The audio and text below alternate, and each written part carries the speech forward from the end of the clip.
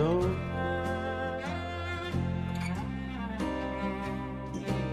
How's it going, everybody? Least late life's lesson stream. I know, right? Least late, least fashionably late life lesson stream for certain. Hey, what's up, Kush? Let me see. Okay, here we go. We are live.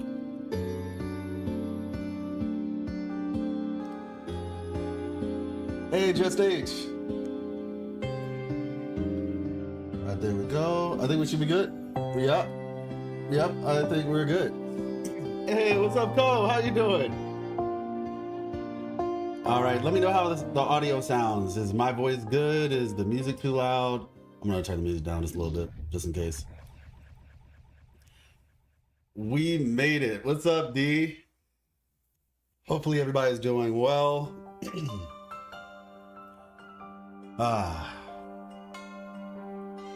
Yeah, this is definitely the least late. Hey, yo, what's up, Step? How you doing? So we're just trying to give everybody a little bit of time. So while we are doing that, let me know. Dang, hey, how's it going? I haven't seen you in a little bit. Well, at least in chat.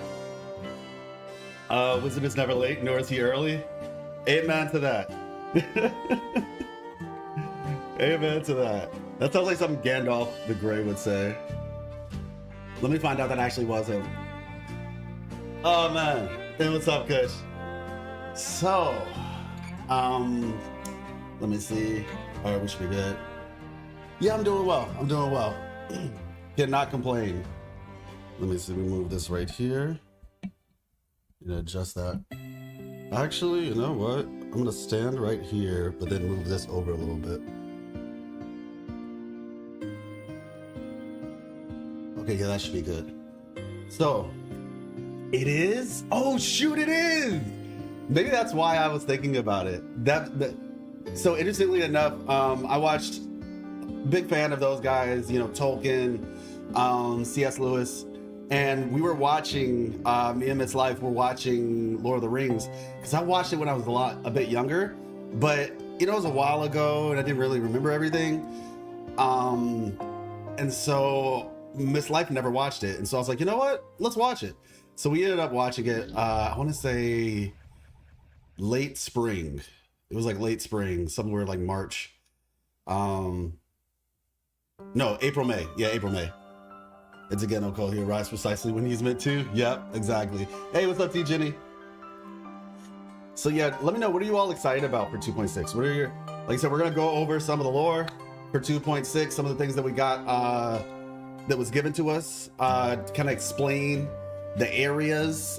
This area in particular is one I'm pretty excited about.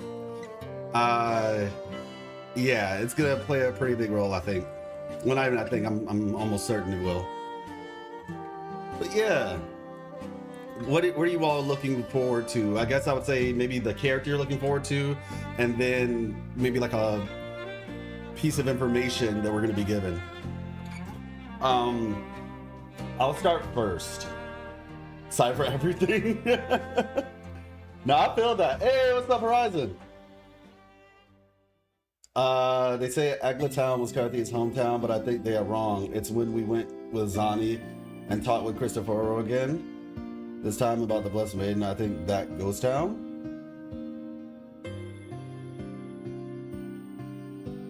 Oh, you're talking about the windmill Haven area? Yeah, right across from Eglatown. Interesting. Why is that exactly that you think that? 5 days ago? It's crazy that it's 5 days. Sheesh.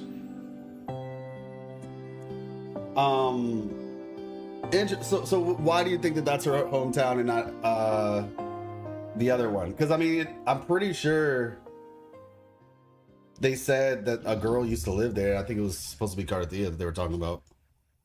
But yeah, I'd be interested as to the reasoning behind why you think that. Let me see. We'll turn this down a little bit more.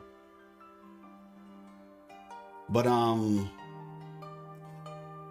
so like I said, I'm gonna go first. I think the thing that I'm most excited for character wise, it's honestly so hard.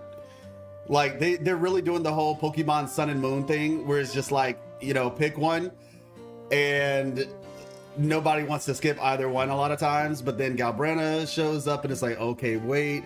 And then you have the Chads who are saving and saying, I will not be tempted by the Sun and Moon. Choi Yuan is where it's at. Hey, what's up, Space Creep? Looking forward to the map. Glad we have so many map updates because it's an open world game. Yeah, no, 100%. Like that's the thing. Like we get updates so frequently by comparison to you know what we have kind of come to expect, whether it be map updates or story updates constantly throughout the year. Yeah, it's a big deal. Characters, map, story, quality of life, basically everything. The better the upcoming versions get, the more hyped I am for the future of Wuthering Waves. Yeah, fair. I think, like I said, for me personally, choosing between the two is really difficult. So I'm just gonna say Augusta for now. My answer might end up changing. Like I don't know, man. I don't know. I like Augusta looks. I mean, Yuno looks really cool, and depending on what her like abilities are, like she has that little floating mode or whatever. And so I'm like, how long can I stay in that mode? If I can stay in that mode for a long time, then that's gonna be pretty big. Augusta just looks insane though, and I'm a big fan of like greatsword characters, so yeah, she's just kind of right up my alley anyway. I want to get at least 2 Galbrana sequences. Skipping Augusta, not sure if I can skip Yuno. Okay, I got you. Combat needs improvements. Well, I mean, yeah, but I know what your perspective on the combat is and wanting it to have more versatility. Is that a good way to describe it? That would be nice. I don't know if that's something that I can expect, but it would be cool. Skipping both for Galbrana, interesting. Okay, because they say this was once home of the Blessed Maiden, but Eglatown is on the other side. Knowing that Leviathan made fake parents and everything, it's no wonder after the second. Yeah, I see what you're saying, Horizon. You know, I kind of always thought that Eglatown was like comprised of both. Truth be told, like because you know, Eglatown has the windmills too, and so I kind of just assumed that like they were both a part of Eglatown. Like I know it's split, but like that was kind of my assumption. I know it's technically not named that, but yeah, I don't know. Or unless he was talking about Whisperwind Haven as a whole. Yeah, maybe that's the better way to describe it. Was he talking about Whisperwind Haven as a whole? Was her you know, where she used to live, or specifically the windmill spot? I don't know. It's good that we get an expansion nearly every update. The problem I have with the expansions is there's nearly nothing to explore. I see what you're talking about, Creep. Yeah, I do understand what you mean to a degree.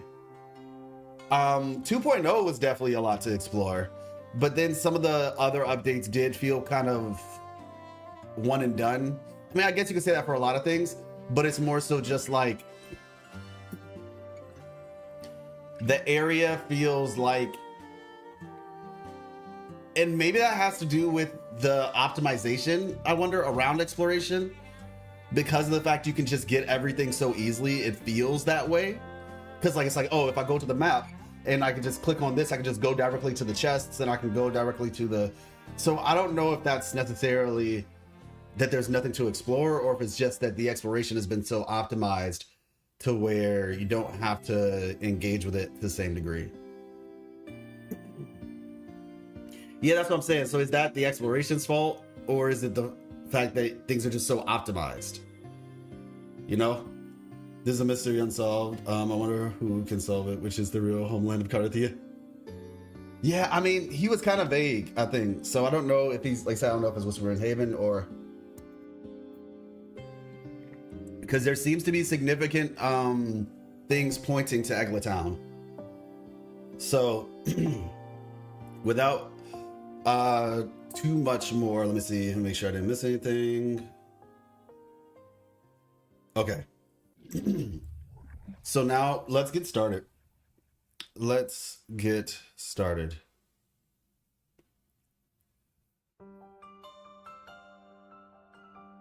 Hey, Vector, how's it going? So, this is, oh, okay, this has got to be the temple area. I think it's called like Tetragon Temple or something like that. No, what's happening here? Okay. So we have some cool people like Alfie. He posted like a updated version of it, and Azrael, who changed their name in Discord, also put one on the actual Discord. Just so you all know, the actual Discord has an updated version of this exclamation point Discord if you want to see it. But yeah, in the Woo-Wah Lore Talk section, you can look at all this as well. So yeah, let me see if I can I do it like this? Perfect. All right, let's get going. So they really went Roman temple. Nice. Yeah, exactly. 100%. Let's see, lands and water, Renacita. So, and I mean, this is what they were saying, right? They were saying they wanted to, or they were going to make efforts rather to make the areas more cohesive in terms of theme. Mind you, I enjoyed Raguna. I'm not even gonna lie to y'all. I enjoyed the difference of how things looked. It was like, and like I said, I'm just a big fantasy person, so I was just like, oh yeah, this area is different, and this area is different. But once again, I do understand that desire. I mean, like I said, if I'm gonna be honest with y'all, 2.0 felt like they were just not even just 2.0, but 2.x really just feels like they were trying to, it's kind of like reinventing Jinzhou in a way. Or at the very least, like, it's the beginning of the game. I don't even really consider Jinzhou the beginning of the game. Like, okay, yes it is, but I'm saying, like, I consider Renacita Chapter 1. I consider Jinzhou to be the prologue. Like, Jinzhou, Black Shores, Mount Firmament. That's just the prologue of the game. Renacita is Chapter 1, as far as I'm concerned. So, which one is going on? I just noticed it's 3 times the views than 4 months ago. We're trying. We are trying, Horizon. Saber got Brenna, but thank you for noticing. Made it in time to time. Hey, what's up, Corekeeper? All right, so let me read this and then we're gonna get started. Saber got Brenna, I told you I won't spoil anything knowing who she was. She is the most bad A character besides for release. I was saving since 2.4. Oh wow, okay.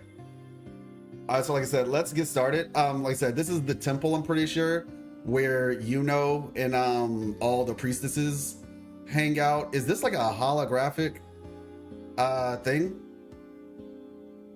Let's see.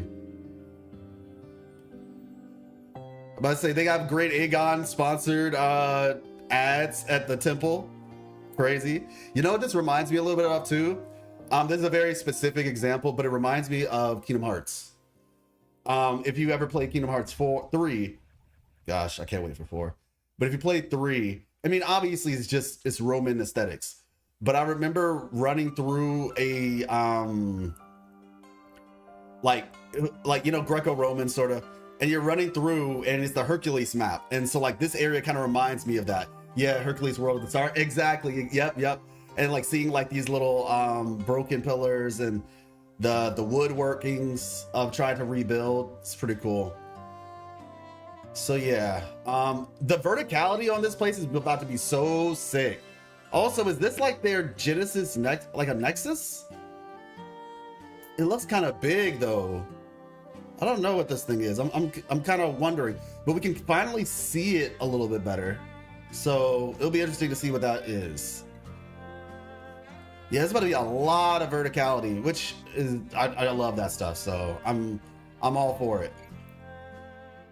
My camera's in the way? Oh, shoot. My bad. Thanks for letting me know. Oop. Yeah, here we go. This thing right here. This is the thing that that we saw in the trailers and things of that nature. We finally get a chance to see what it looks like. Thank you for reminding me. But yeah, so looks cool. I'm excited. Let's see. Okay. Trying to think of how I wanna. Yeah, this should be fine. This should be fine. As an example. You know what? Yeah, let's do it that way.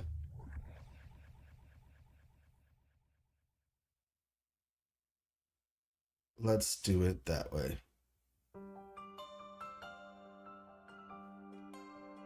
So yeah, I'm gonna flip these so that we can look at the big picture on this side, and then we can whatchamacallit, big picture on one side, and then for something that my camera could be in the way for, you'll see the rest.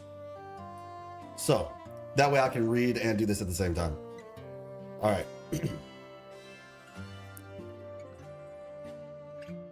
Boom.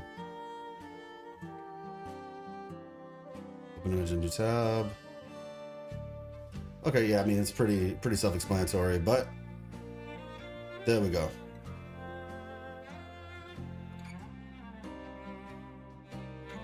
So, this is the Sanguis Plateaus. There's a couple different things on here. I feel like these are different landmarks, it seems.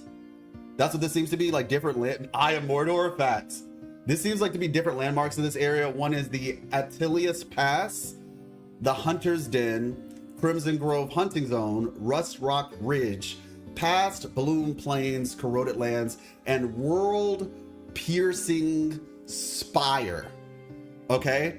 World Piercing Spire. That sounds extremely important to me. It's probably that thing that we saw toward the beginning of the stream. We'll go back to it, but yeah. Yeah, that's interesting. So Sanguis Plateaus serve as a frontline store. Oh, there we go. Let's say, is there a way I can like? Surely there is, right? Yeah, here we go. 1, 2, 3.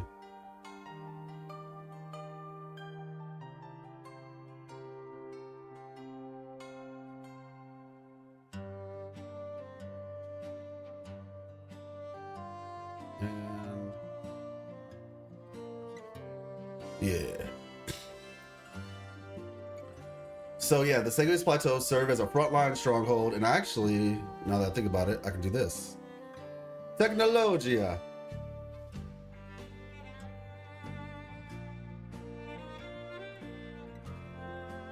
Can it only move this far? Let's see. Okay, well, yeah, there we go. That's something. That's something. All right, yeah, so. Serve as a frontline stronghold for Septimont. And let's see. Yeah, that's fine. Due to its unique typography, the hunting grounds are perpetually saturated with surging remnant energy. That doesn't sound good at all, actually. That does not sound good at all. Since the first eruption of the Dark Tide in Renacita, the abnormal terrain has facilitated the formation of an enduring, unyielding blight cloud. Yeah, that looms over the hunting grounds. So an enduring blight cloud. So basically, yeah, this is what I was saying. I talked about this in on my last lore video, 2.4 part 2. And I don't actually think it's named that anymore now. The current name for it is They Won, but at what cost, I believe it is. Yeah, basically my last considerable lore video, life lesson video. And yeah, the Blight Cloud is basically this thing that is, I'm going to explain some of the terms for those who don't know. Blight Clouds are essentially like a looming presence. It's like a cloud, right? That's over top It could be anywhere really, but it essentially is like the herald of a dark tide in a way. When those things show up and chats of Discord start kind of just popping up like in mass, that's like a signal that the dark tide is on its way. And that's why it's just like these guys have to deal with the dark tide on the regular. It wasn't just like one thing, like a one-time event. It was like a consistent reoccurrence. So yeah, Septimonians are kind of built different, not gonna lie.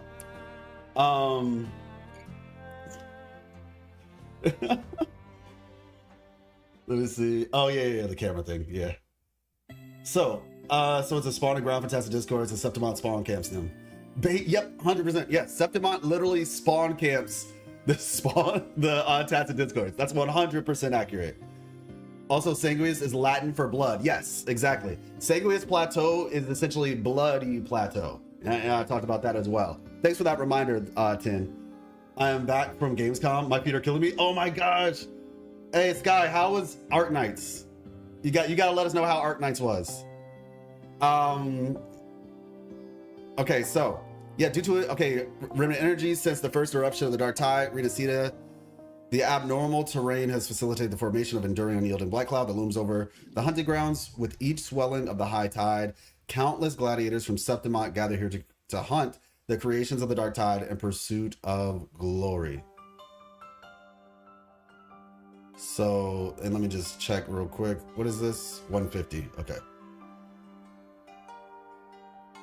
All right, next. Attilius Pass.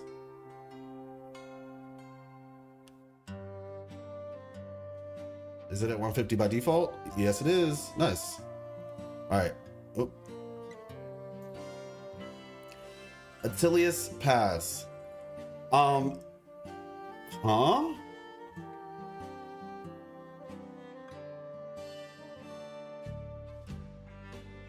Why does this looks kind of like oh, it is. I'm kind of confused. This is Septimont City. Oh, this must be on the other side of the bridge, right? Okay, yeah, this is the other side of the bridge. Basically where you're gonna enter into Septimont. You can see it from that perspective. Okay. I'm gonna say that looks like what that is. So yeah, a natural path forged of solid rock where stone pillars stretch across the steep, jagged landscape. As the primary gateway into the hunting grounds, yep, generations of Septimonian gladiators have embarked on hunting expeditions witnessed by the stone statues of the hero king Attilius. Hero King Attilius. These statues are, well, yeah, the hero king. You also learned about that in the photo event, essentially. We ended up learning about this gladiator right here, Marcus Attilius Regulus. Probably. I'll try tomorrow to play it. Oh, so you're going back. Art Nights was too full. They had 2 queues and all the freebies were gone when I went there. They had 2 queues. All right, well, don't stress yourself too much about it. But sheesh. I'm about to say, I guess that's a good problem to have if you have to have one, right? All right, let's see. Next. The Hunter's Den. All right, so a large, this place looks cool. Pretty, this very much feels like Monster Hunter. I think we can all agree to that. This feels very much like Monster Hunter. Let me see something.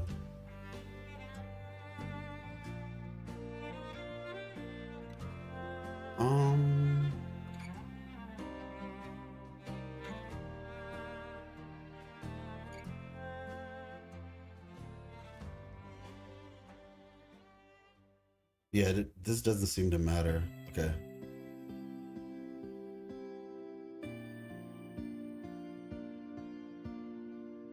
Bring this down a peg.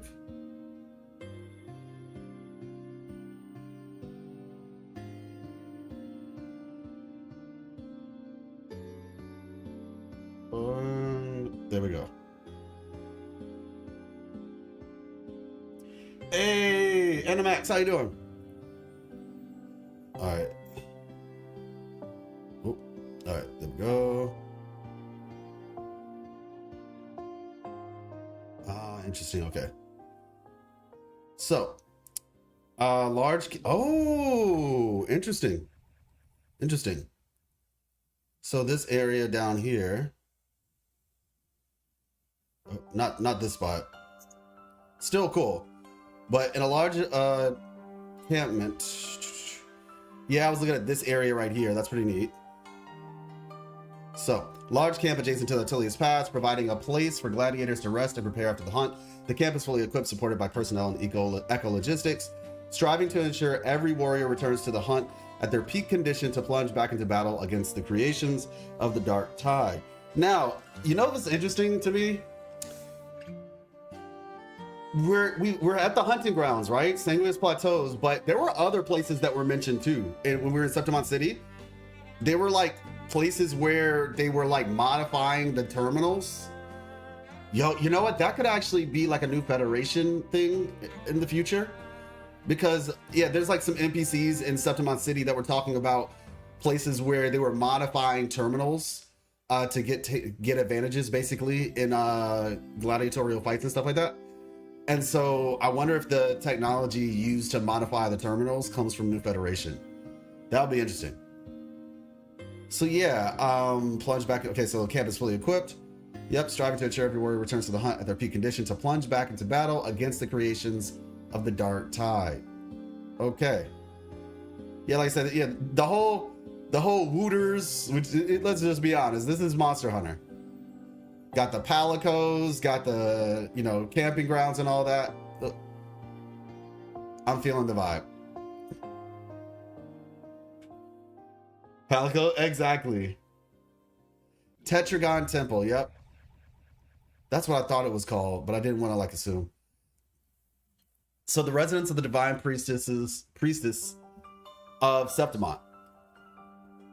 Priestess of Septimont. In a place for scrying fate and recording prophecies, commonly known among the people as the Holy Temple. Yeah, this place looks cool. Looking forward to just kind of being here, honestly. You know something? Like one of my favorite things, so, you know, there's like some Assassin's Creed stuff, right? And you can see like some of the like Assassin's Creed Odyssey inspiration. And I'm telling y'all, like, Assassin's Creed Odyssey is probably my favorite Assassin's Creed. And I say that just because I played it the most. Now, mind you, I did not, just for clarity, maybe I should say out of the new Assassin's Creeds, because I never played the first three. When they came out, I wasn't really old enough to play those types of games. So I never played the first three Assassin's Creeds. The first one I played was actually, and I'm sure a lot of you all will probably feel very sorry for me, but the first one I played was the French one. I think it was, or I think it was in Paris. Hey, Nix. Big news? What's going on? Copying wave, shake my head. Oh my gosh. What's up, Johnny? Y'all know Uno's kit. We don't discuss leaks, Johnny. We don't discuss leaks. We do not discuss leaks. Unity. Oh, okay. Johnny, can you hear me? I'm gonna have to hide your comment, all right?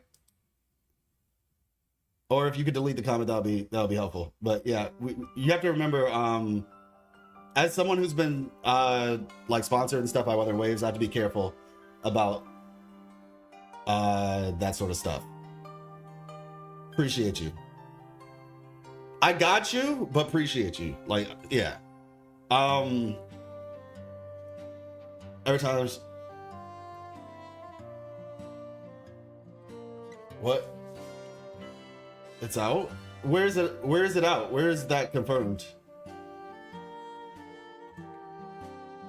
Yeah, I understand, but I'm saying, like, if it's not confirmed information, then yeah, it's not out. Yeah, that's what I was saying. Yeah, so yeah, we have to keep that under wraps. Thank you.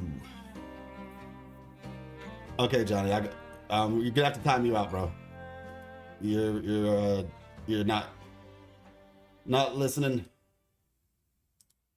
It's on the Q&L. What's Q&L? Post the link, I guess.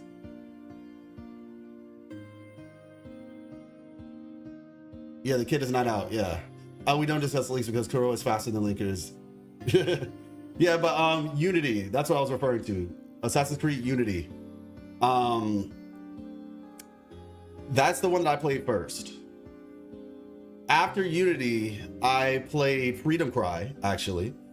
Because it's not like I had a bunch of money to buy games. So I think I played Unity because my brother had it. And then I played Freedom Cry. And then after Freedom Cry, I played... What is it called? Let me see. It was Unity, then Freedom Cry. Then the one with the brother and sister. The one with the brother and sister. It was like in London, I guess. I think it was. And then eventually, like, I got to, you know, Origins. And Origins, I don't know, man. Origins did not impress me as much. I'm gonna be honest. I think it was just the locale, like the world.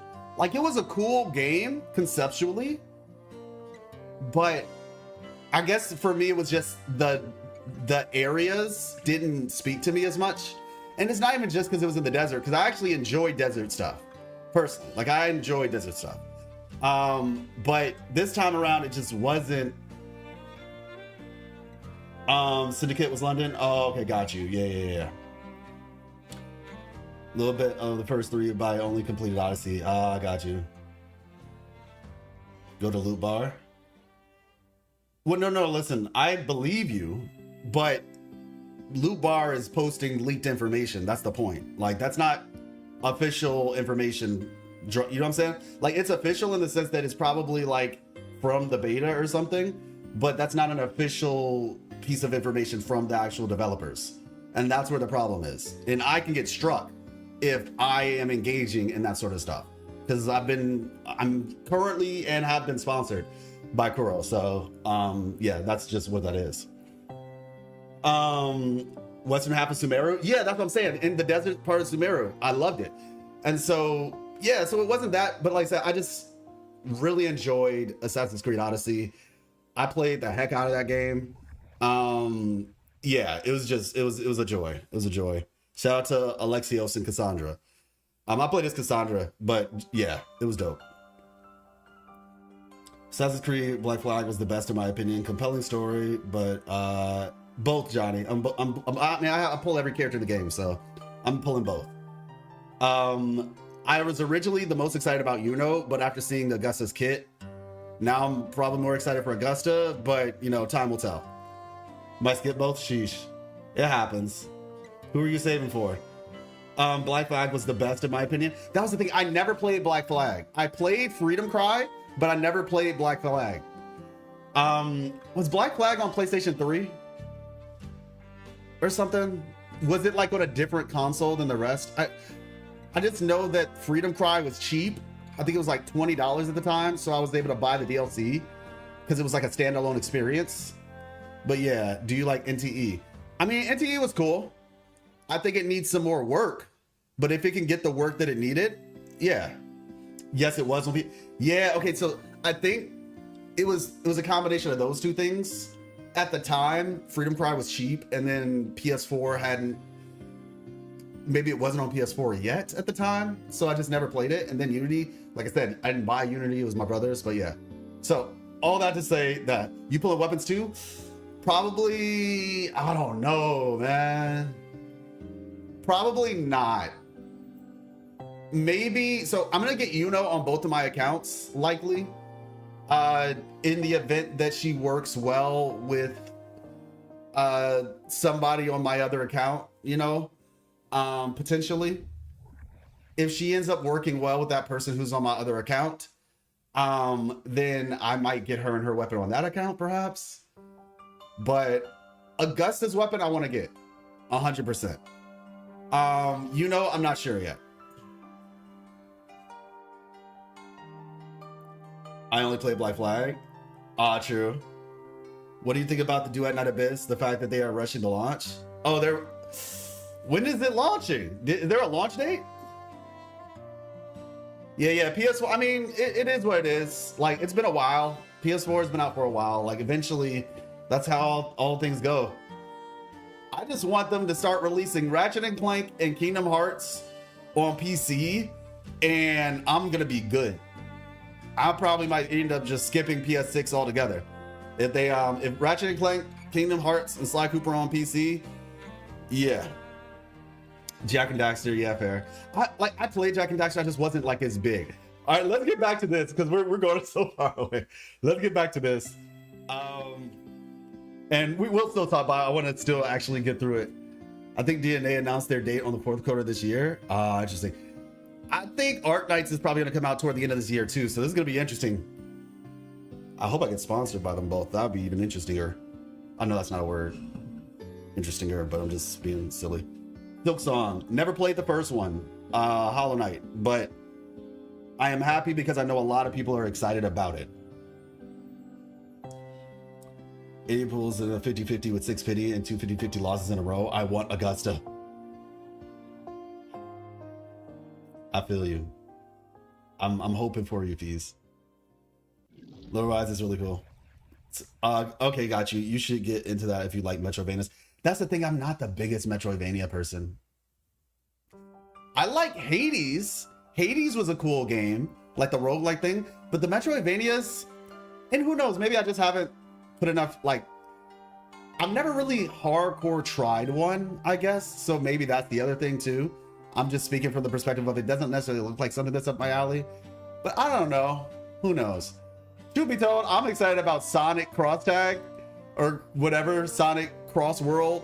Like, yeah. Any clue about the next region in Wuwai? I mean, there's some, like, you know, the whole New Federation stuff, which is a whole nother conversation, and we'll probably have that for another stream. But I mean, it looks like we're going to New Federation. That's all I can say as of current.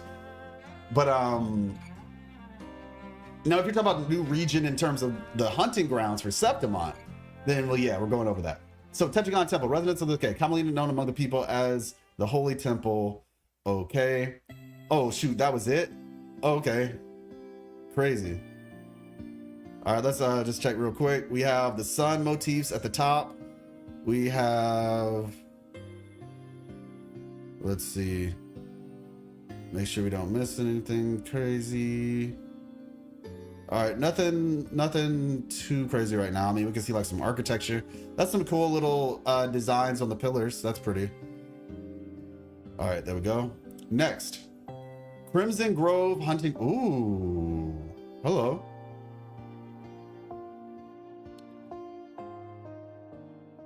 One of the things that I noticed too, by the way, is this, right? You all noticed that during this trailer, it's like it's like a sun and moon thing, where like the beginning of the trailer happens during the daytime, like where the sun is showing, and then the second half of the trailer is the night where the moon is showing. So it's like this area's got like a lot of sun and moon aesthetics to it. I would say iconography, but that's kind of a given. So a primary hunting ground for the generation of Septimonians, legend claims the trees here are perpetually stained red from the centuries of blood. Interesting. Here champions wield both wit and strength to drive creations of the dark tide into the grove, engaging them in battles of life and death to halt the tide's advance. Crimson Grove Hunting Zone. Okay. And yeah, just a reminder, these are like the different areas.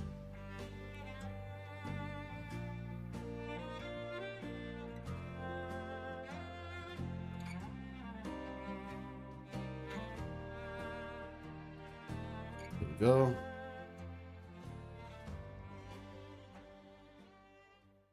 And oh wait, they change at the same rate, bruh. Okay, now it makes sense. Now it makes sense. I was like, why is this one? I was like, is it like, oh, they can only go so far at a time, and turn like it's like, oh, one can only, if one's like at 200, the only one can only go up to 150 because they're sharing space. No, it's just that they have to. They're both the same thing. Got it. Understood.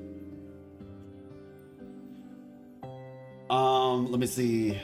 So did I hear roguelike Depths of Lucid Realm win? Oh my gosh. No, yeah, I was just saying I'm not like a Metroidvania fan per se, but I haven't maybe given them the best chance. But I do enjoy like roguelikes similar to Hades. That was fun. There was this other game that I played. It was on PlayStation Plus at one time. Gosh, what was the name of that game? Y'all might even remember. It was like the early days of PlayStation Plus. And it was the main character was a lady. Oh man, main character was a lady. It was kind of like a city environment. And gosh, she fought with a sword. It was enjoyable. Let me know if some of y'all know what I'm talking about.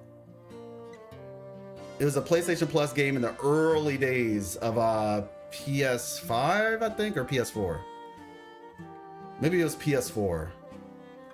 And the name of the game was like one word. Miss Life knows. I guarantee you if I said it, she would remember what I'm talking about. She just knows certain things. But yeah, it was like Introspector or something. It was cool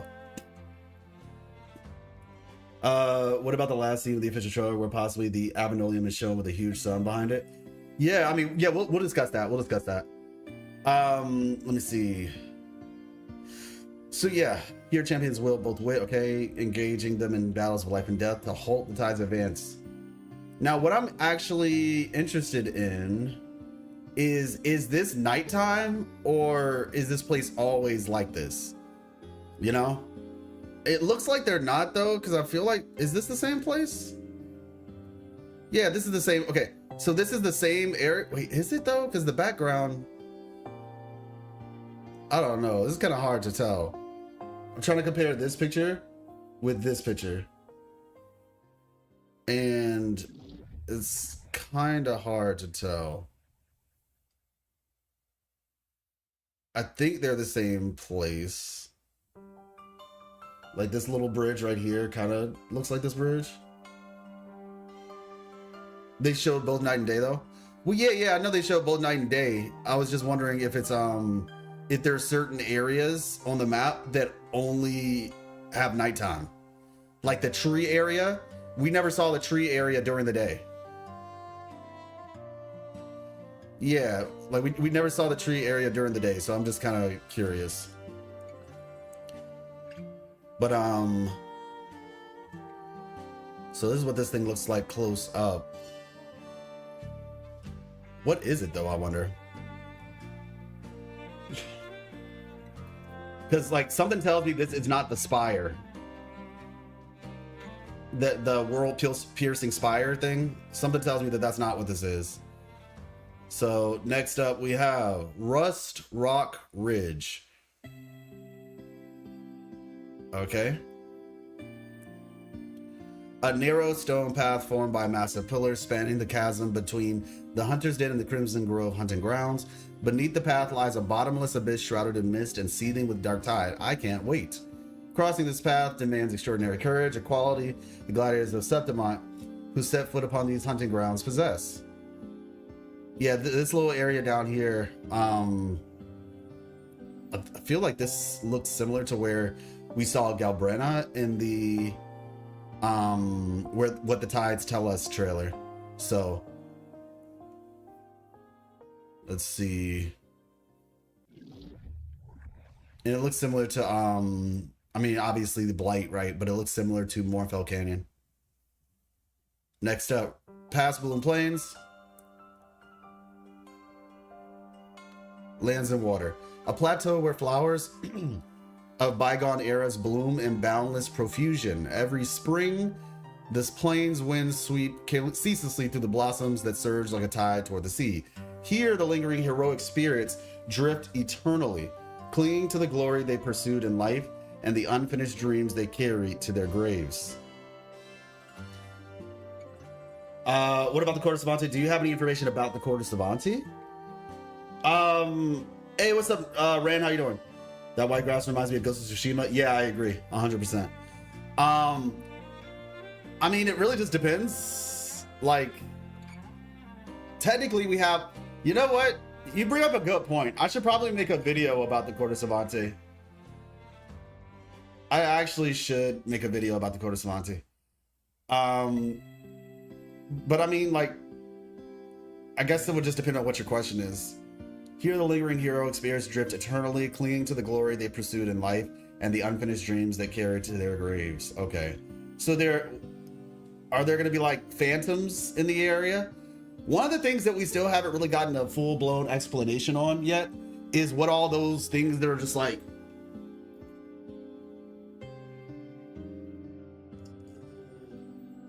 you know, like those statues. We haven't really gotten a full-blown explanation.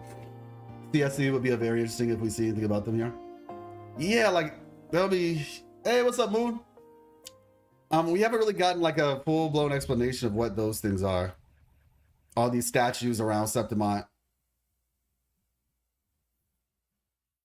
All right, Corroded Lands. Okay, no, this looks like where we saw Galbrena. Located in the lower reaches of the hunting grounds, the Corroded Lands represent the area most severely blighted. So this is a sneak peek of what Renacita would look like if the Dark Tide takes over. Most severely blighted by the Dark Tide, years of accumulated corruption have leached the color from this place, leaving behind a bleached bone-white calcium waste. Countless TDs born of the tide now wander this desolate expanse. That sounds like fun. We haven't even gotten any info about the Griffin.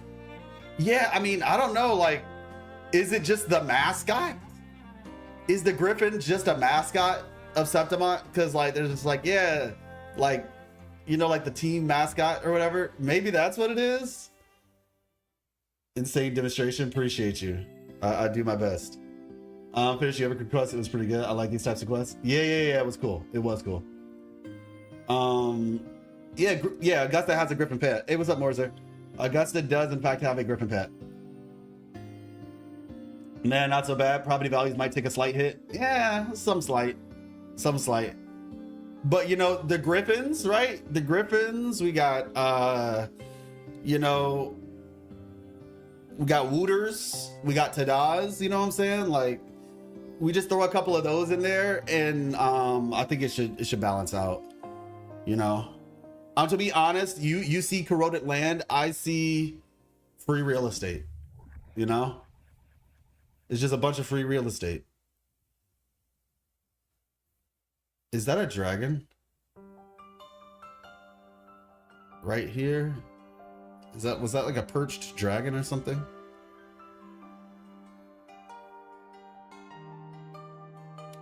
Well, did we ever get an explanation for the ones in Raguna? Statues with the ones with the triangle forehead? That's true. That is true. It seems to be just like a religious symbol. I mean, there could be more to it, obviously, but with the masks, yeah, that with the masks on it, yeah, I'd be interested. I would be interested. I mean, we do know that the gallery is going to get updated at some point with more lore.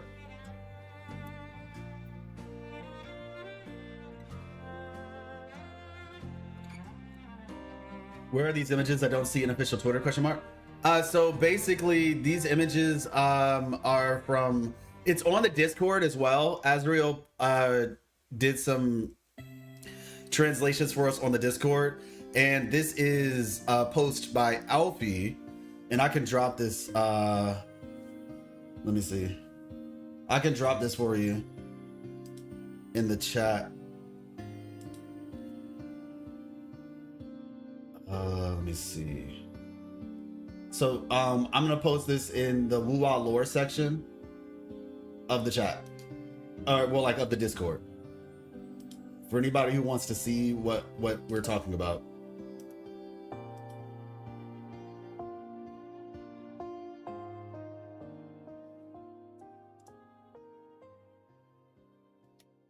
There we go.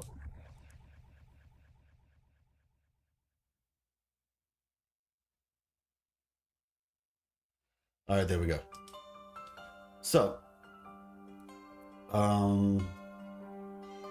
Corroded Lands. All right, cool.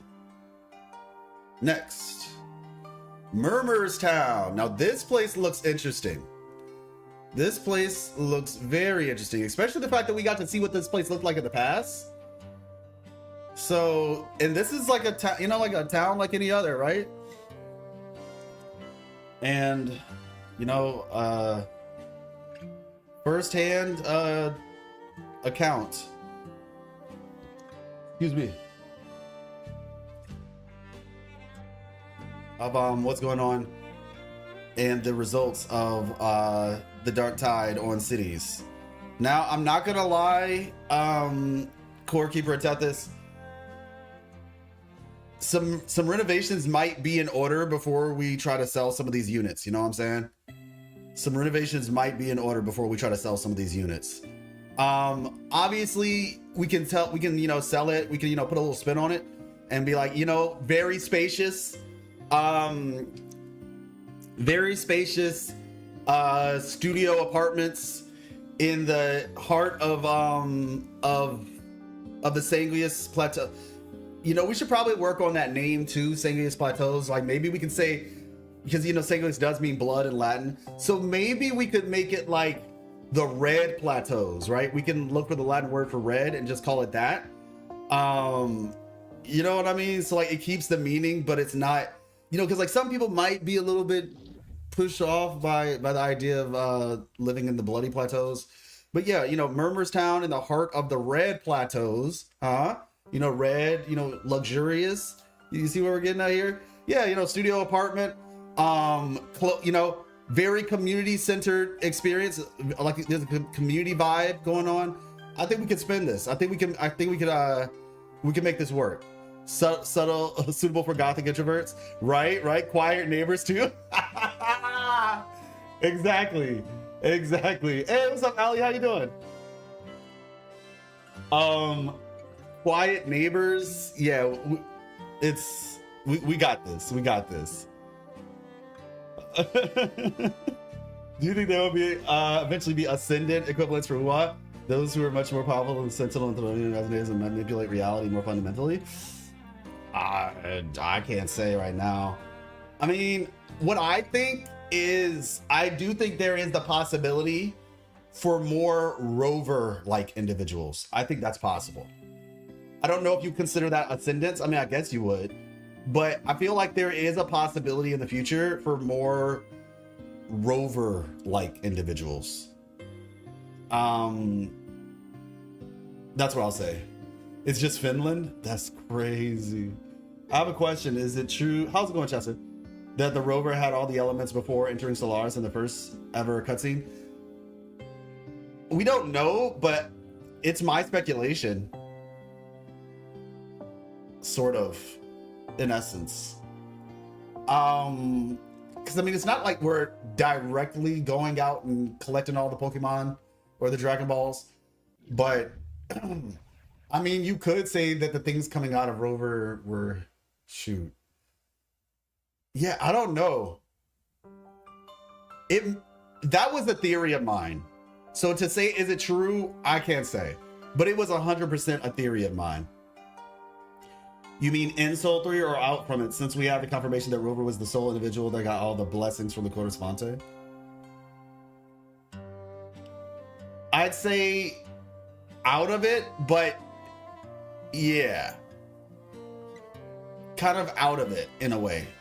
I think it's possible to have some other people, and we learned from Dreaming Deep that there was a civilization that moved to Soul 3, right? And so it's possible that those people, maybe there's some satellite type communities in other places, and maybe, you know, like, hey, Rover, turns out you're not the only one, you know, that was sent here. Dragon Balls is crazy. Have you ever had this idea where Praxis or other Oryx can clone Rover since he's just OP LOL? I mean, cloning Rover, not necessarily. I haven't had that idea, but I don't know if we have like. So I speculated in one of my lore videos, like, what if they're trying to rebuild or like replicate Rover's powers in a way? Or like, because I mean, the whole point is they're trying to create artificial resonators. So if you're seeing someone like Rover, I wouldn't be surprised if they're like, oh, let's try to recreate, like, so this was a theory of mine. It wasn't so much clone, but it was more so replicate. So like in the future, they're collecting all these little bits and pieces from Thermodians and stuff like that. And so they create like a dark rover, essentially like someone who has the power of all these different attributes similar to Rover, but that they created. Yeah. The Grand Architect, the rival behind the Wei Chi board in Shingli's Quest allegory. Wait, what? Mostly out of it, but some will be pseudo Rover level that were more artificially made like him, though he had the most stable frequency at the end. Interesting. Yeah, like an anti-rover, basically.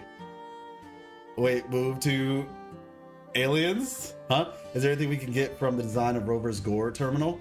Yeah, Voodoo. Yeah. Whatchamacallit? Actually, let's see, the cause of the custom scene event is questionable. Yeah, and that's the big thing, Tin. The chronology is questionable like a mug. Like a lot of people see that, and to be fair with you all, I'm gonna be honest. So this is just a little secret between you and me. So I have a video that is going to be coming out, like I said, this weekend. 2 videos actually. This weekend's about to be, I'm either going to get canceled or praised. I don't know what's going to happen. Maybe I won't make as big a splash as I think. I don't know. But I have 2 videos that are coming out this weekend. They're going to be really big. And it would be wild if the Grand Architect was just a dark version of Rover. That'd be crazy. Yeah. So they're coming out this weekend. I might try to see if I can get a 3rd one out this weekend, though. I might see if I can get a 3rd one out. The reason why am I bringing this up right now? The reason is because Wuthering Waves, they make their trailers are very misleading. Okay? Like a lot of their trailers are very misleading. All right. So I'm going to just share something with you all. You ready to have your minds blown? And shout out to Moon, because I was thinking the same thing when I saw it. And I think Moon addressed it. Moon addressed this. What you mean by misleading? You'll see. I think it was you anyway. So you all remember this? It's been a while, Rinesita. What prey do we hunt this time? The Trenodian.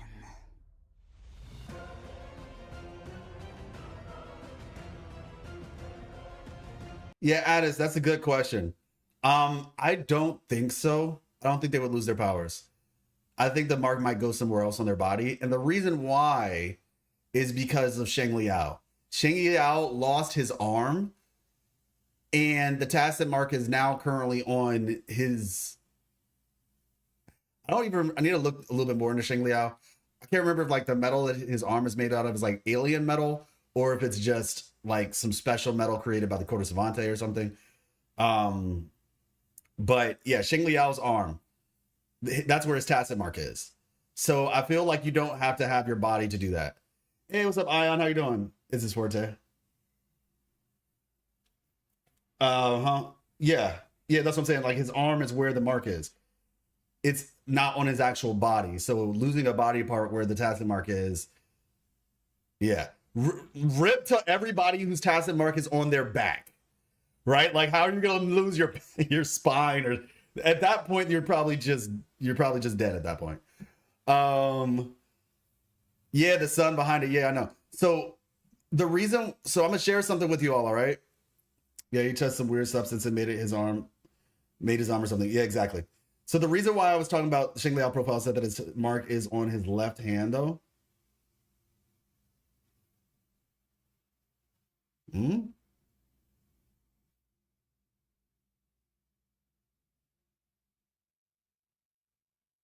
not even in game right now, bro.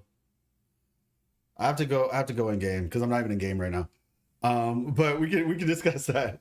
I want to say you can literally see the tacit mark on his arm.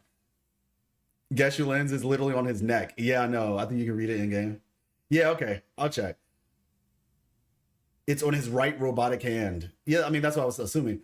Yeah, so it's like, yeah, it's like, oh, if they lose their that part of their body, it's like Bros is on his neck. Like, yeah, Calcaros is on his forehead. So yeah, I guess they're safe, quote unquote, safer. But so let me so the reason why I brought this up, right? The reason why I brought this up, because the question was asked about, like, you know, certain things being misleading. And so, like I said, I'm sharing this with you all. It's been And I'm gonna put this out in a video this weekend. So yeah. If you all remember,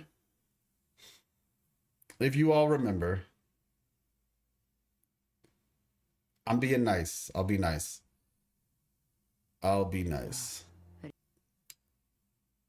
If you all remember in my video, let's see. Oh yeah, by the way, did a speculation for 3.0 yesterday for some of the things that would be coming in the future. All right, let's see, master plan. I believe it's this one. It almost looks like a projection over top of the moon. And if that wasn't enough to convince you, have you looked at the sun at Septimont? You know what? Don't answer that, because it would be impossible. Range, in a sense. All right, so I'm not going to even tell you. I'm not going to say it out loud. I want to see if you all can figure it out, okay?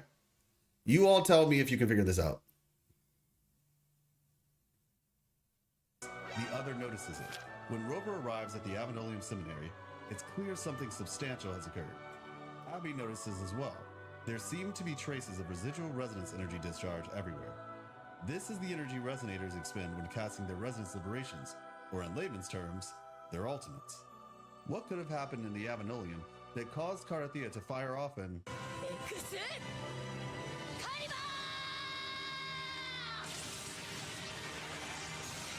in the seminary before departing? Anyway, Abby...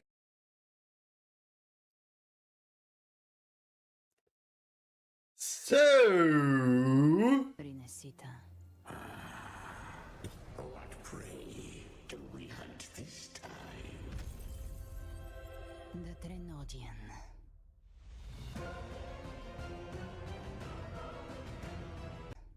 This time.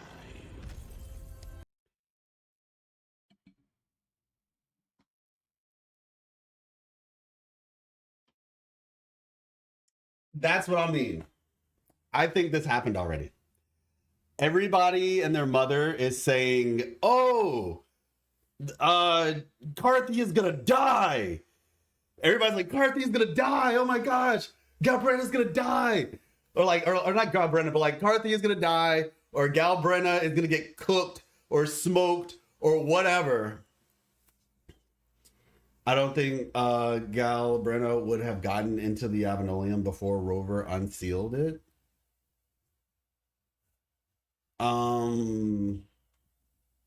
What do you mean? You have to remember after 2.2, right? So like basically let's just say 2.3, right? The anniversary event. Karathea's doing her thing. The Avenolium is in the sky now. After 2.2, when it was when the Avenolium was opened up, Karathea was like being a roving knight for a little bit, taking on some side jobs, what have you. The Avenolium was visible again to everybody. When it was after 2.2, it was unsealed. Everybody saw the Avenolium. And Galbrenna was like, oh, shoot, what's that? Or I can sense the Thenodian's power again. Because it originally couldn't. Because the thing is, like we saw it, but everybody else didn't see it because it was a game thing, but like it wasn't in the world. So yeah. 2.3. This fight happened in 2.3. Or at the beginning of 2.4, or shortly before the 2.4 happened. That is my speculation. She has wings so she could fly there. Yeah. But yeah, point being is just that I believe this fight happened already. And well, as we can see, Karathea is very much alive and breathing. So how strong is Galbrenna? Yeah, she forced Karathea to use her ultimate. That seems to be what happened. She forced Carthea to use her ultimate. So yeah, she's probably very strong. To be honest, they might be in like a stalemate.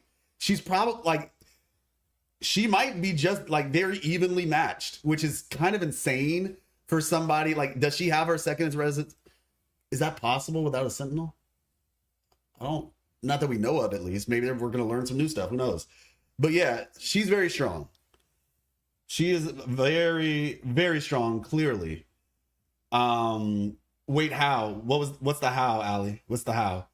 But how strong is Galbrenna to force? Yeah, exactly. Question, but it kind of sounds like she hasn't been in Renacida in a minute from what she said in the trailer. So wouldn't that contradict it? What are you referring to? Contradict what?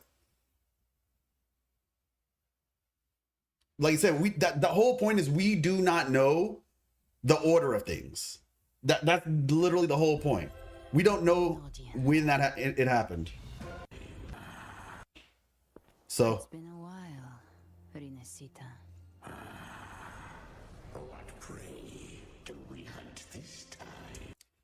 we don't. So maybe she shows up in Septimont, then heads to fight Carthea. We really don't have a timeline, an exact timeline. You see what I'm saying? Like maybe she was here in 2.2 while we were doing the thing with Carthea. Maybe she shows up in Septimont, right? And then after this, she, okay, I'm here now. It's not like she came all the way from, let's just say, New Federation. It's not like she just came from New Federation and was just like, all right, I'm going after that person in, because truth be told, you have to remember, she probably has like, I wouldn't be surprised if she has like some degree of she can sense Threnodian energy, maybe, right? Maybe she has like some Threnodian energy inside of her. And so potentially she can sense the Threnodian's energy. And then as a result, after 2.2, when we unsealed the tower, now everybody notices it, because previously, for the past 20 years, that's why, according to everybody else, Renacida has no active Threnodian threat, right? But now that the tower has been unsealed, and maybe perhaps, like I said, she has a way to, similar to Abby, you know what I'm saying? I mean, like this guy right here, Abby can sense frequency, right? Abby can sense Threnodian energy and stuff like that.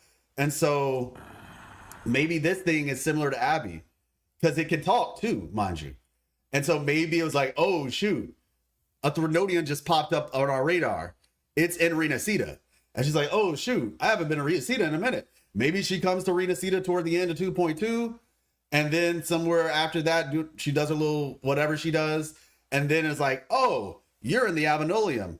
And so then, Prey do we hunt this time? and meanwhile, Carthea is just standing there like a boss, just like, all right, let's go. Let's go. You want this? Clearly, she's still alive and breathing. Carthea is. Likely, Galbrenna will be as well, because she's going to be playable. It would be insane if, like, what if we get Galbrenna? what if Galbrenna becomes playable, but like she's like has like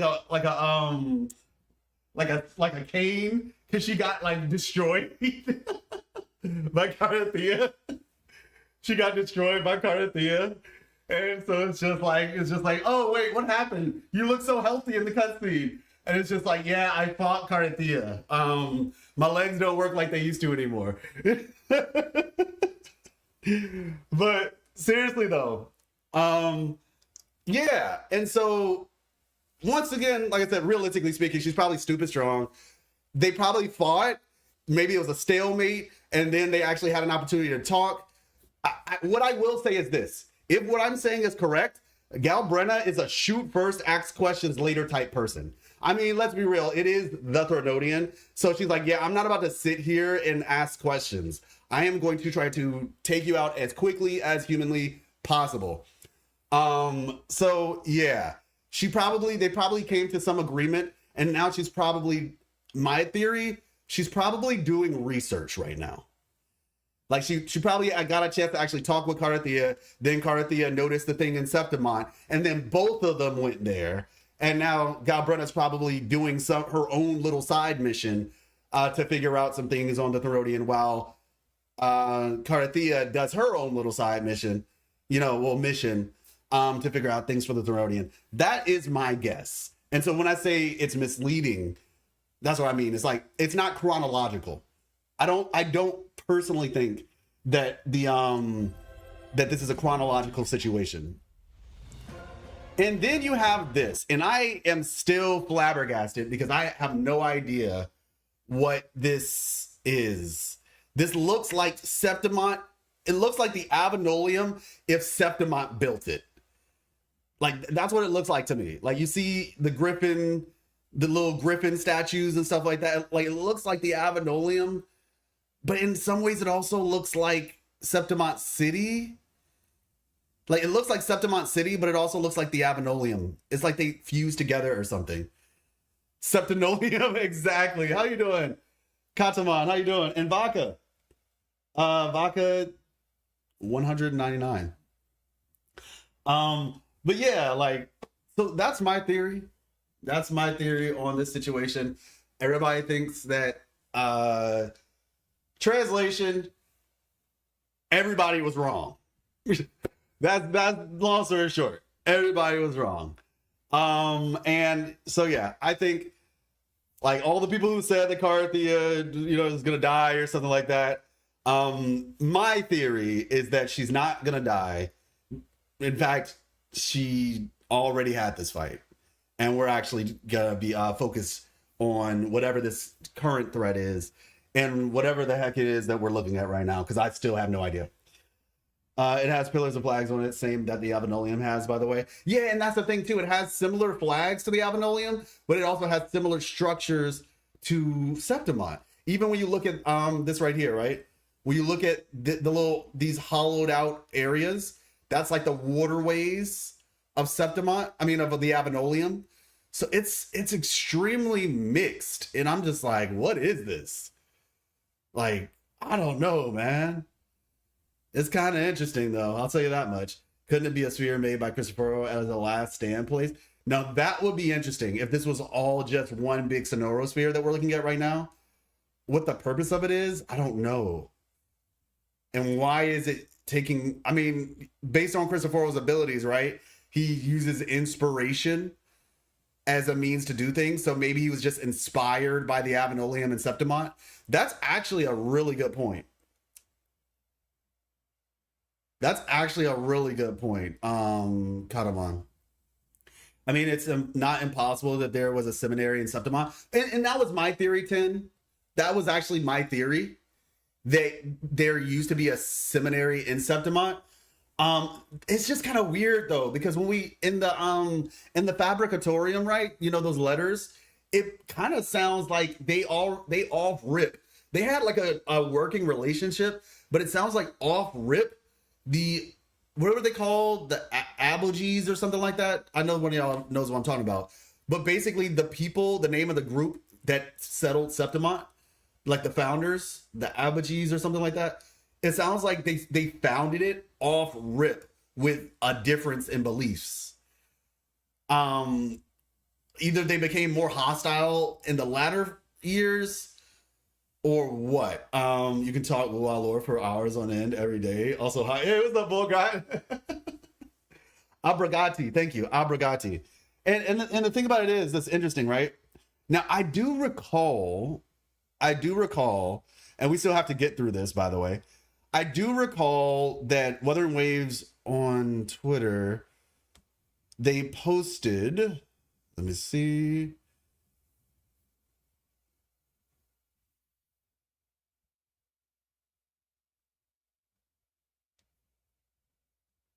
Wuthering Waves, there we go. Now this is going to be gosh, let me think. This is going to be like when Septimont was first announced. And somebody can correct me. Oh, bruh, wrong thing.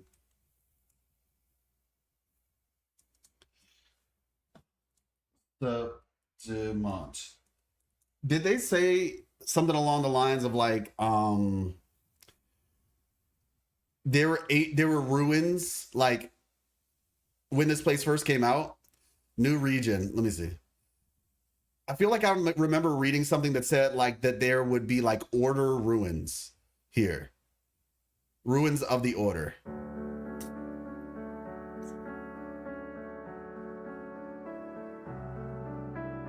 Because I feel like it was like, oh, because I remember at one point saying, oh my gosh, it's going to be so interesting because, is this playing at the same time? Okay, good. I was like, it's going to be so interesting. Your Twitter UI is kind of too big, just saying. Oh, thanks. Well, yeah, I mean, it's fine. I didn't need it specifically for that. But yeah, I feel like I remember seeing something that was saying like, oh yeah, with Septimont, there's going to be ruins of the order, and I was like, oh wow, this is gonna be interesting because we'll be able to get something that they weren't able to tamper with, because you know the order tampered with all the stuff from back in the day, but in Septimont there would be stuff from the order that they weren't able to tamper with. So let me see.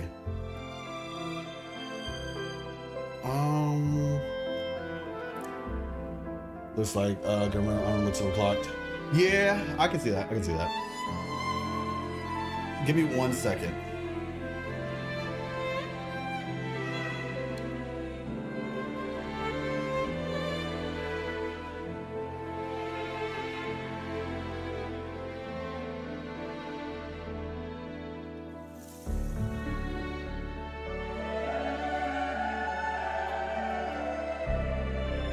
Give me 1 second. I'll be right back.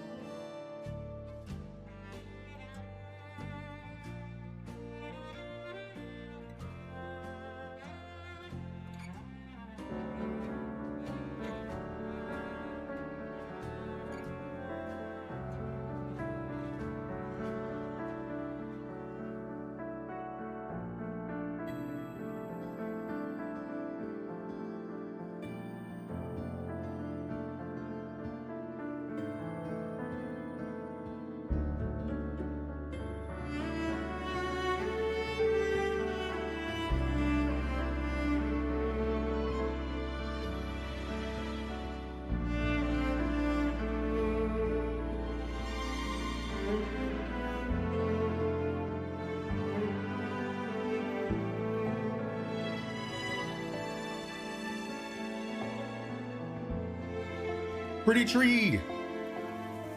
Listening. Okay.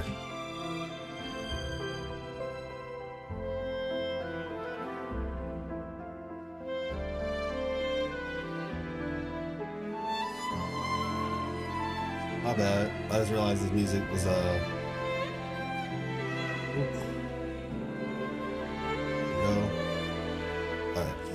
So yeah, I feel like that was something that was discussed here. Let me see. Teeming with life. Okay. Those people revere not divinity, but heroes, flesh and blood, gladiators, city of glory. Okay. I'll have to maybe do a word search or something to see if I can find it. But I just remember that that was one of the things they discussed. Maybe it was the part, you know, where it might have been, now that I think about it, it was probably not something that was here, but it was probably one of those things that like is similar to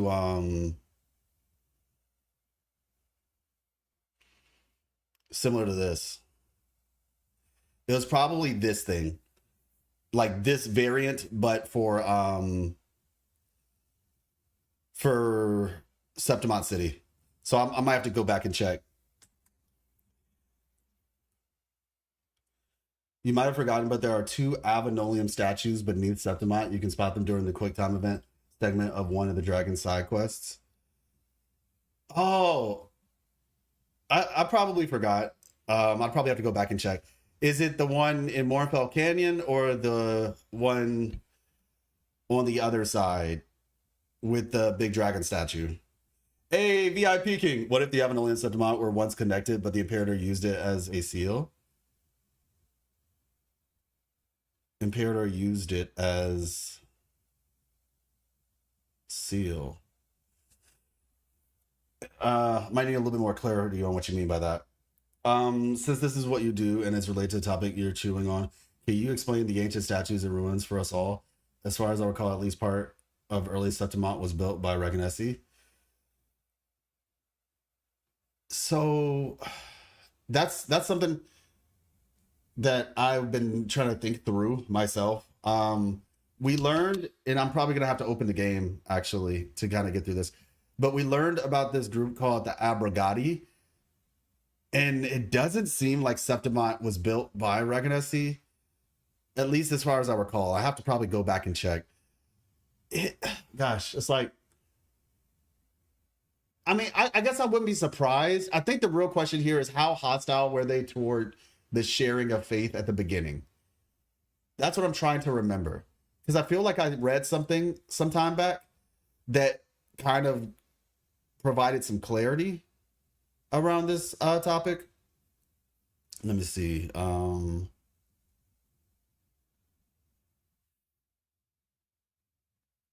Let's see. Hey. All right. Well, anyways, lore talk.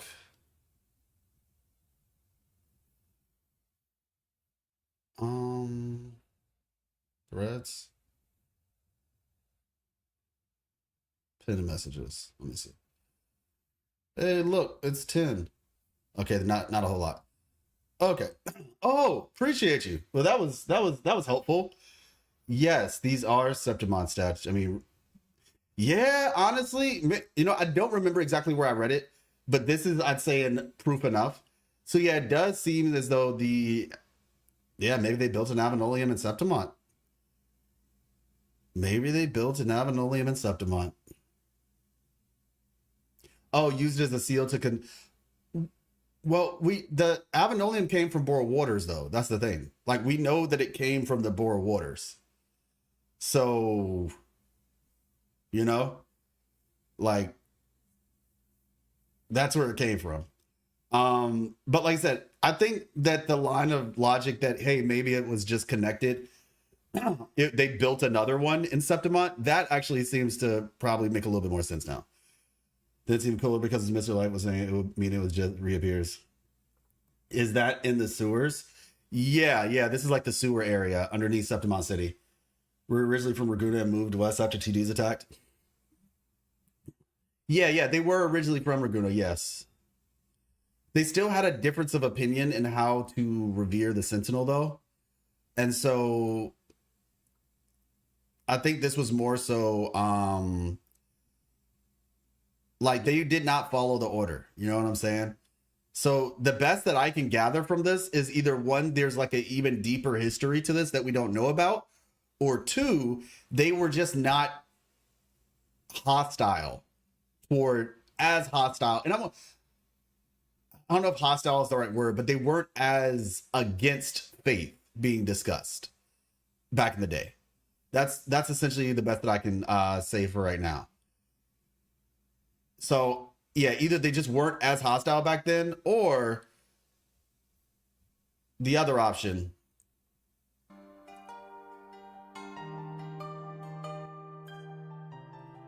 The other option being that there's some deeper stuff going on than we realize. Hey, what's up, Eden's Garden? Lux, I think we are still missing history from Renacida. Yeah, I'm about to say it could be that. I could be a backup one if something happened to the other. Yeah. Like I said, there might be some more history to Renacida that we just don't know about in reference to the Order. That is very much a possibility. What exactly is the Journey in Paradise? Is only the ideology, or could it be a place? The Journeying Paradise is a concept. Journeying Paradise is a concept. It's not a place, at least not that I understand. It's Journeying Paradise is like an initiative, right? Like think about Expedition 33, if you know about that game. And if you know the concept of what Expedition 33 means, like it's an expedition. The Journeying Paradise is essentially an expedition in a sense. It's an initiative to bring paradise, because it quite literally is a journeying paradise, a paradise that is on a journey. So the question is, what is paradise? And this is what we learned in 2.2 from Carthea. Carthea explained to us that, you know, yeah, paradise is essentially the best way I can describe it. And I'm actually going to be discussing that in well, yeah, there'll be a video to kind of go over that as well.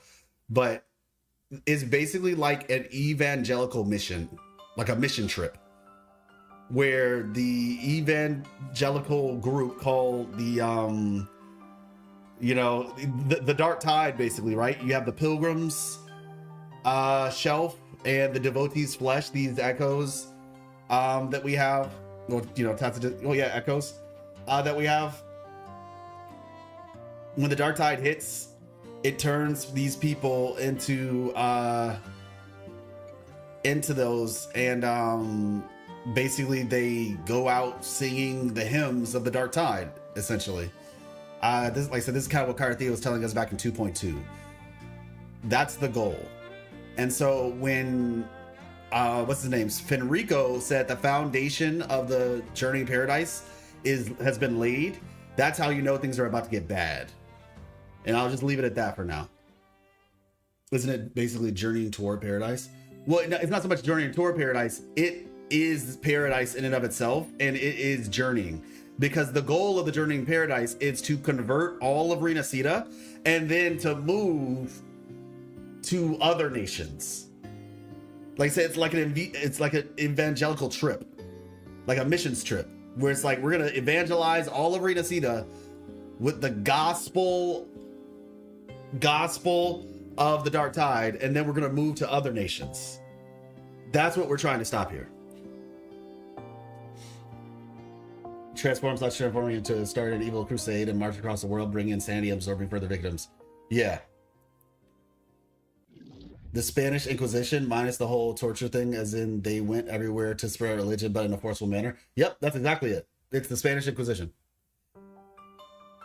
Minus the whole torture thing. I mean, I guess it depends on what you consider what the Dark Tide's doing. Yeah, that's why I understand it as well. But what if someone tries to make it a place, make paradise? Well, I mean, no, paradise is the place. Like, that's what I'm trying to say. Like, I'm gonna show you what paradise is.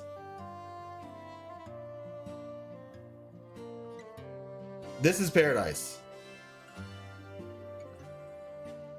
This right here, this is paradise.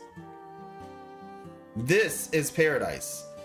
This is what the Dark Tide is gonna do to every place that it gets to. It's gonna do this right here.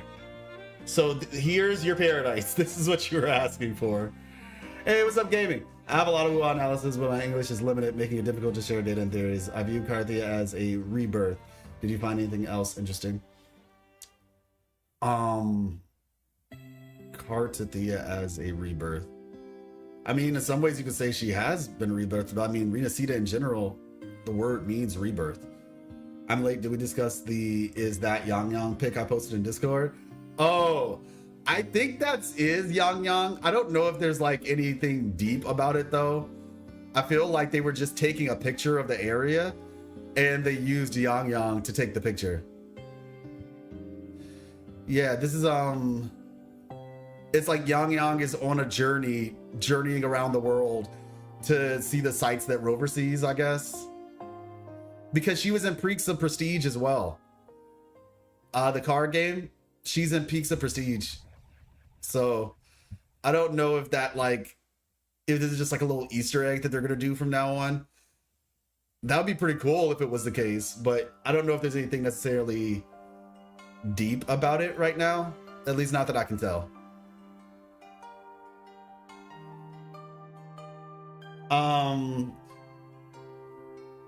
Yeah, in the artwork for Peaks of Prestige, like I said, I need to open the game. But in the artwork for Peaks of Prestige, she's in there. But I say maybe I can.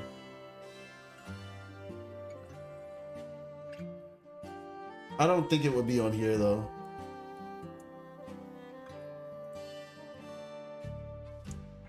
Let's see. Peaks of. I want them to get an update. Let's see. Oh yeah, they posted this too.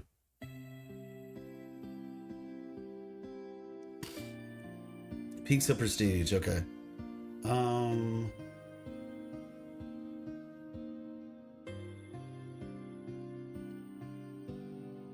I feel like it's only in game, but I'm just testing, checking to see.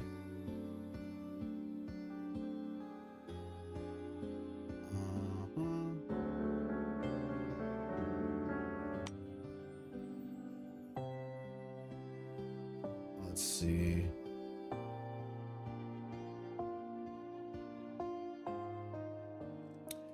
Yeah, it might just be in game. Yeah, it might just be in game. Nevertheless, they did post this. Augusta looks so sick, man. It's kind of criminal how cool she looks. What are these flowers about? There's a lot of flowers in this picture. Interesting. Ephr's Palace, the heart of Septimont, serves as a gathering place for distinguished individuals who convene to deliberate on the nation's affairs. Under the leadership of the reigning Emperor Augusta, influential political figures from diverse backgrounds come together to shape the future of the city-states with vision and foresight, committed to upholding the dignity and glory of Septimont. Yeah, man, she looks so cool. Flowers, yeah. Looks like her, but probably an avatar of sorts. 5-star Yang. Ooh. Yeah, I was wondering if it had something to do with like Viburnum or something. That makes me sad still, man. I haven't gotten over Mia. I have not gotten over the situation with Mia. And what's worse is now we have to fight that monster. Like, I don't want to fight that thing, man. I don't want to be reminded of what the Thorndonian did to Mia. Alright, anyway, let's continue. Okay, so this is where things get juicy. This is where things get juicy, y'all. World-piercing spire. Okay, so all my Genshin fans, the 14 of you that exist on my channel, I'm joking. Hopefully we have some crossover. I don't know about y'all, but this reminds me of like the Celestial Nails. The Homa. Yeah. It does look like the Homa. The Staff of Homa. Agreed. Genshin fan here. Let's go. So just so you all know, we're going to be doing some Genshin stuff on the channel soon. I've talked about this a couple times on stream now. I'm going to make a video to announce it and everything. But I play Genshin. I've never stopped. Like I play it for the lore mainly, the story and the lore. Yes, the game itself has issues. I have talked about them ad nauseum. Okay, but I do still play the game for the story and the lore. And I have hopium for Nod Cry. Okay, I have hopium. It might even be copium, but we'll find out. We will see if it's copium or not. But I'm kind of looking forward to it. So I'm gonna do a video or two. If you see my channel, you guys know like I have done some one technically, but I did do a video. Where is it? Yeah, here we go. I did a video for Star Rail. So it's not like I haven't done other videos before. So yeah, I've done did a video for Star Rail.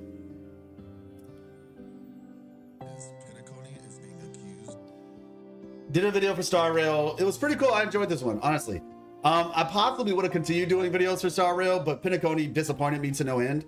I was just very disappointed with Pinnaconey. So I just decided not to continue forward. But with all that being said, like I said, I'm kind of interested. I'm kind of interested to see what's going to happen with Not Cry, and I might make a couple videos or two.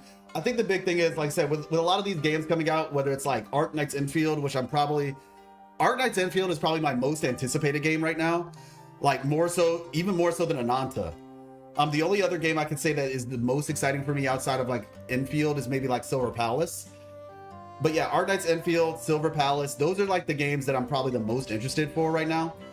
Reason why I'm saying this is because I like lore, I like story, I like learning about those things and engaging in, you know, philosophical discussions. This video actually was about, you can see the title, How Not to Avoid Your Problems. I probably need to make that in a capital N. But yeah, point being, this is actually my old channel before it got deleted. This is my old channel before it got deleted, man. But yeah, so anyway, what I was saying is my goal long term, right? I want to be known as the lore guy, not just the Wuthering Waves lore guy. Wuthering Waves is still my favorite game, mind you. Don't get that twisted. But yeah, like I want to be known as the lore guy, I guess you can say. And so one of the things that I'm going to be doing is, you know, expanding, long story short. Because obviously, you know, while Wuthering Waves is cool, it's still like these games are meant to be played on cycles, you know, or meant to be engaged with, I guess you could say, in cycles, right? So there's gonna be certain times where people are more interested and other times where they're a little bit less interested because like, okay, well, we know what we need to know for this one. Can't wait for insert next update to come out, right?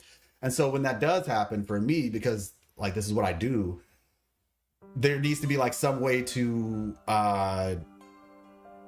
you know, essentially like to keep the momentum. And one of the ways you do that is by diversifying. And so that is something that we're going to be doing on the channel soon. Obviously, you know, if you've been here long enough, you know we have played other games before. I'm going to be working on another channel where I'm going to do games that are not live service games. So I have to finish my Expedition 33 series still. And, you know, I want to do like some indies and different things like that on that channel. But yeah, all that to say, yeah, as long as you can upload more often. Yeah, and that's the thing too. It'll help me be able to upload more often as well. So that's the goal. Pinnaconey is Wasted Potential Classic. I'm telling you, man. Pinnaconey disappointed a lot of people. I was so excited until literally Sparkle's banner, the story, I was like, what the heck? I was so excited for them to do a story about like her chaotic nature, right? To talk about like, you know, mental, the mental issues that she was possibly going through. And we got nothing. Like we got absolutely nothing. Like what is all this that I'm looking at? And so, yeah, gosh, man, it was a little unfortunate. It was a little bit unfortunate. That's all I got to say about that. But anyways, all that to say, that is something to be on the lookout for as time progresses. And I mean, honestly, one of the things that I would like to do personally is be a little bit of a beacon of light. I'll be honest, no problem. Lore is free. I'm also a lore enthusiast for Genshin and Wuwa. It's fun to dig into. Yeah, exactly. Like I was doing the Inefa quest, and not even just the Inefa quest and then the summer quest. I was like, oh shoot, I think I just figured something out potentially. And so I'm gonna try to make a video on that before Not Cry comes out. But so the point that I was getting at though, right? Wait, is this just playing in the background? Okay, now it's paused. All right, cool. Yeah. So the point that I was getting at is, yeah, this looks kind of like the Staff of Homa. That's how we got to that, the Staff of Homa. Oh, but it looks like a celestial nail in a way. World-piercing spire. Sounds like this thing was sent here from somewhere else. It does not seem like this is just like a normal, like You know what I'm saying? World-piercing spire. Yeah. It seems like it was sent from somewhere else. That big building at 2.6 might be paradise. Big building. Okay, I see what you're saying. I feel like the way that we're describing the concept of paradise is a little bit different. At least for me, I don't consider paradise a physical place. Like I said, it's essentially, how do I put it? Think about paradise like heaven. Or at least this is just for me. I think about it like heaven. Just read it first. Life is said to descend from the heavens. Yeah. Okay, yeah. So nice, good. So like when I think about paradise, I think about it like heaven. So it's like, oh, like heaven on earth or something. Where it's like heaven comes down to earth, right? But it's not so much just a physical place, it's an experience. And so I don't consider paradise a place, rather I consider it more of an experience.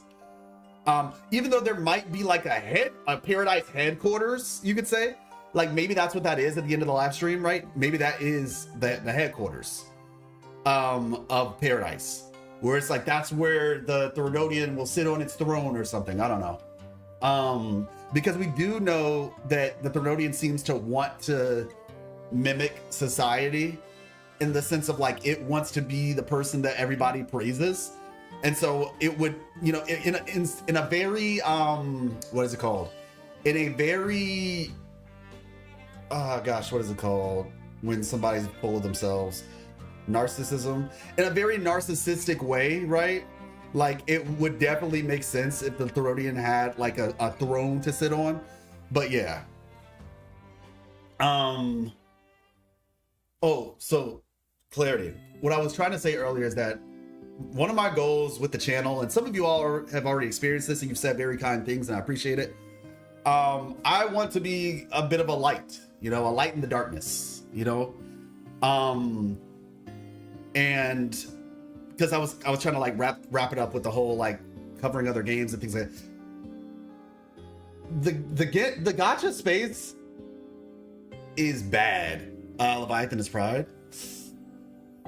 I mean, Pride is definitely something that it struggles with, the sin of Pride, but I feel like there's something else to describe it, perhaps. I'd say if I were to use one word to describe it, I don't know if pride would be the word. I feel like manipulation would be the word. Overthrax's wrath.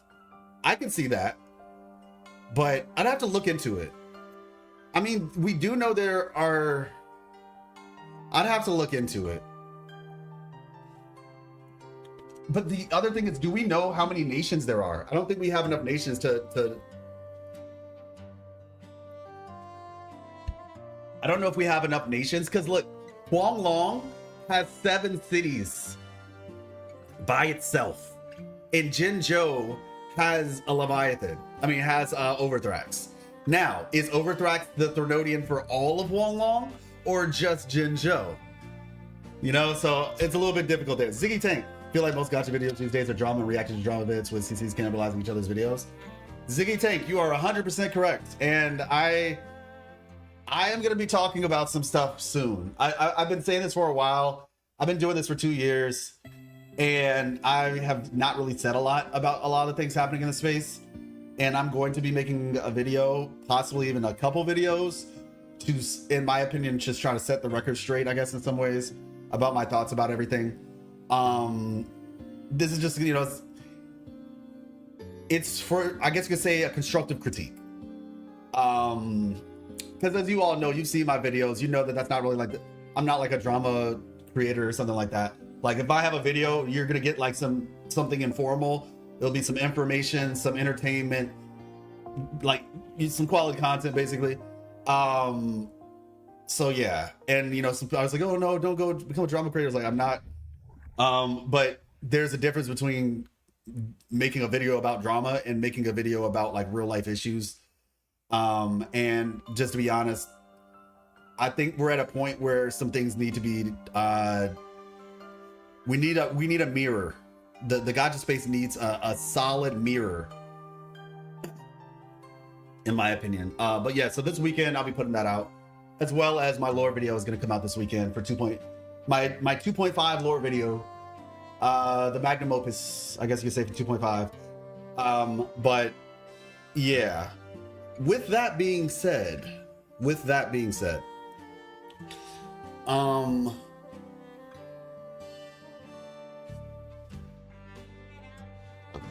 excuse me, sorry about that.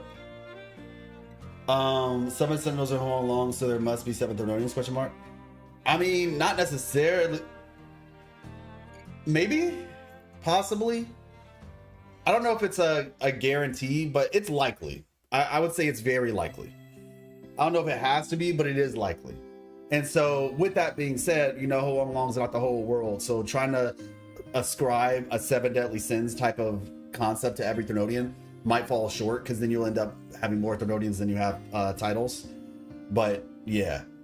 But anyway, point is, what I was trying to say before we get back into the world piercing spire thing is this. My goal as a content creator, and it has been my goal since the very beginning, was to be the change I wanted to see. I looked at the gacha space when I was first getting engaged with it, and I was like very disappointed, to say the least. And so that's my goal. It's to be able to do that. And I'm be honest, especially for the Wuthering Waves community, we're not in the best situation right now. I'm gonna just be honest. The Wuthering Waves community, the game is doing well. The game is doing very well, actually, which is great. But the community is not in the best place.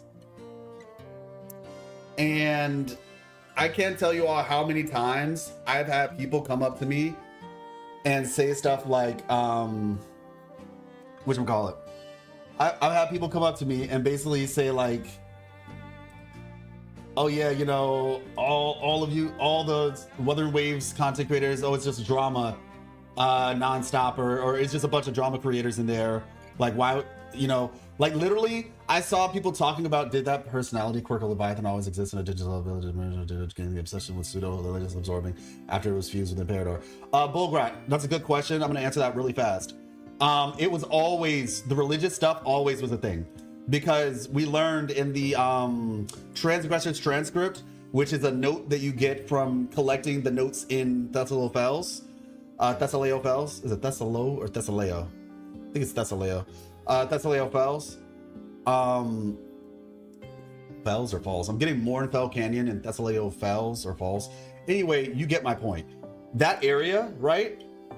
There's scattered notes. When you collect all of those notes, you get something which is probably my favorite thing in the entirety of Redecita, because it just blew my mind open, which is, it was also one of the things that inspired a solid portion of my my Antichrist video. Oh. Yeah, this one right here. We gotta get another video to do as well as this one. Please and thank you. So yeah, my Antichrist video, right? Hidden deception that fooled an entire kingdom. It was one of the things that inspired this, right? And the whole concept behind it, that note, was just the fact that when Redecita, and like, actually, we actually learned even more about it in Fabricatorium of the Deep, because there's notes in the Fabricatorium, in that little spot where you do like the little pray, kneel, raise your hand or something like that. Praise, pray, praise, and kneel. That part of the story with for Lova and the Fabricatorium of the Deep, that area, if you walk around, you'll see that there's like notes that are scattered around, and I think those notes also gave a little bit more insight. But the point is, the Leviathan existed as an entity at the very, you know, founding of Redecita, or not even just Redecita, Age of 1,000 Isles, actually, before it was called Redecita. And it was essentially trying to get people to like sway their faith. You know what I mean? It was trying to sway people's faith day one. So yeah, long story short, that was always a thing. Before it even tried to combine with the Sentinel, it was trying to get people in their hearts and in their subconscious to follow it and its whatchamacallit, basically to be a god. Long story short, it was trying to do that since day one, so that's not a new occurrence. But yeah, so basically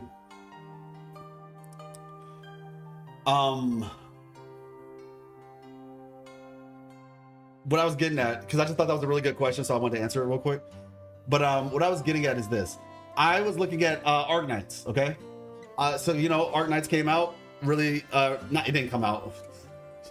Before I give people too much hopium. Arknights was, you know, at Gamescom, and I'm a part of this, like, Arknights community that they're trying to build on Twitter. And, like, the person who's in charge of it, like, I've had conversations with them and stuff like that. And so, like, I'm just trying to, like, see what they're talking about. And I saw this comment, and the comment was basically, yeah, I'm looking forward to, you know, this game, and, you know, hopefully, you know, it's gonna have like a really awesome community. And they're like, not like the Wuthering Waves community. Like, literally, we're just catching strays left and right. They're just like, yeah, man, I can't wait. And I don't blame them, just for clarity. Like, I don't even blame them, because from like a novice's perspective, like somebody on the outside looking in, yeah. Would have been cooler if it gained that trait post-fusion, to be honest. I don't know. I mean, I think it kind of gets into, I mean, it would have been interesting to see that. But I mean, like I said, this was its motivation. It just speaks to its motivation from day one. It's always wanted to be the one that was being praised. Yeah, well, our community unfortunately has a bad stigma. Yeah, exactly. Like, literally, they were just like, yeah, you know, I hope this community is good, unlike the Wuthering Waves community, you know? And I was just like, yeah, I get it. I see why people look at it that way. And I mean, the reality is that that's who's getting propped up right now in the community. Like, that's the type of content that is being propped up right now. It's that type of content, right? And so as a result, that's what people see. And like I said, I'm not gonna get too much into it right now. Because like I said, I'm gonna make a video about it. But the point I'm saying is, my goal is to be able to kind of be an alternative, I guess you could say, like a place that people can come and enjoy the game. So yeah, that's part of the goal. That's what I would say. That is a part of the goal.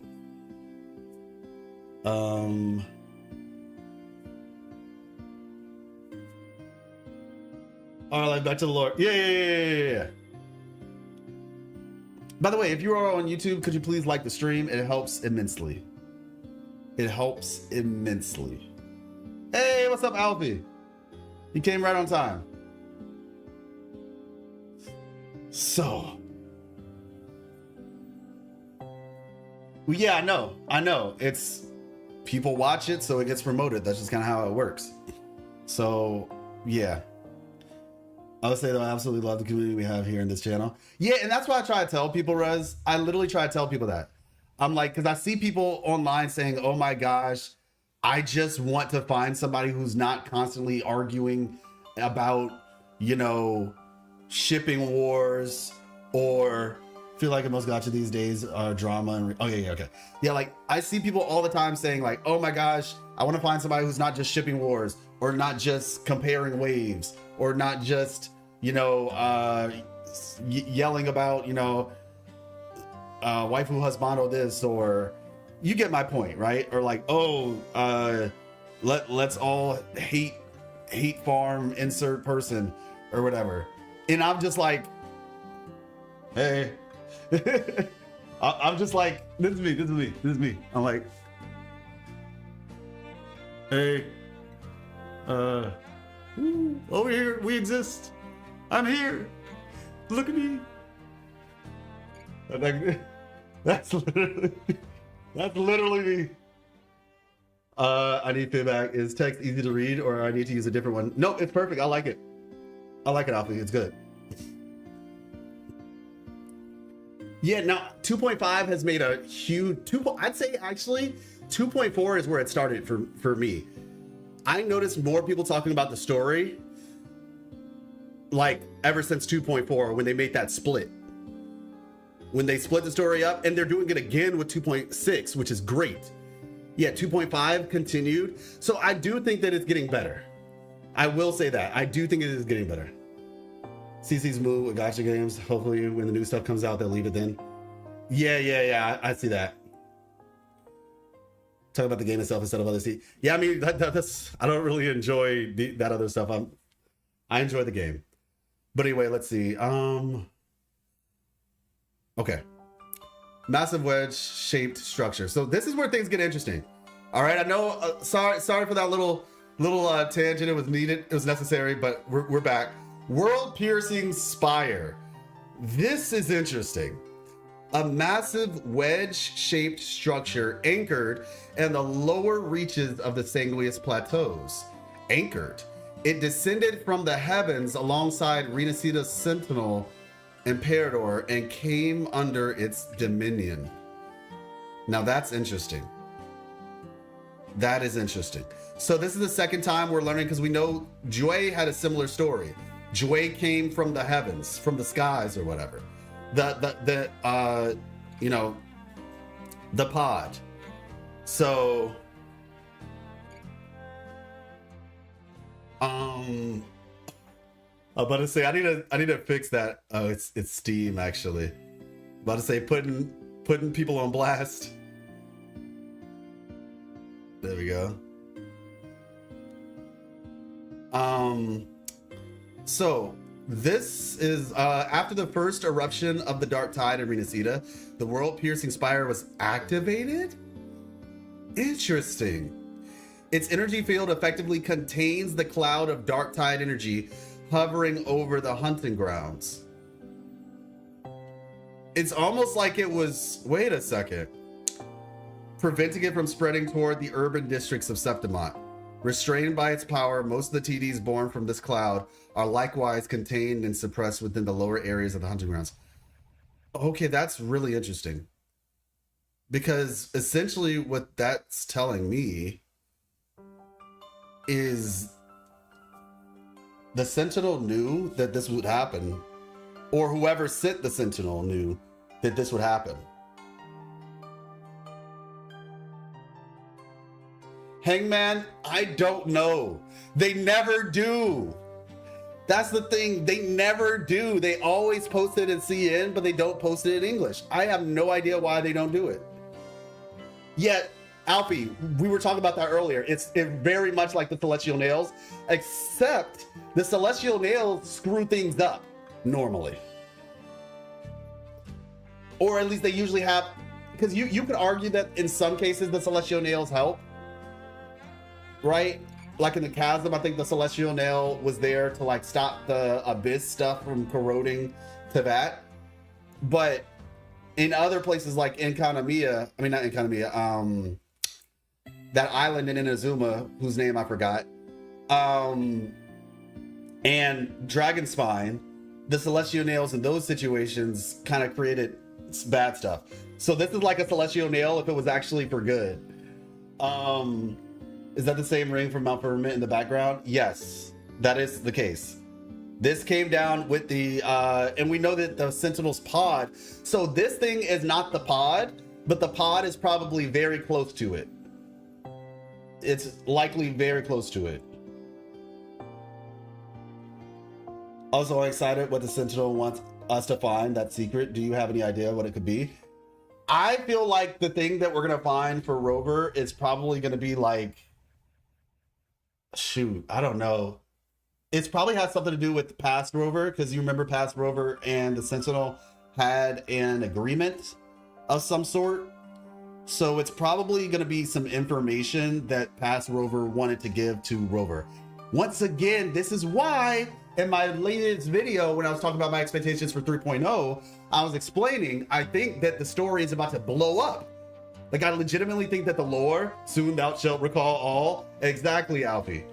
Like, I think things are about to absolutely explode in terms of the story. because it just makes sense. Like if Renacida is chapter 1, and then after Renacida, I honestly feel like when Renacida is over, Wuthering Waves begins.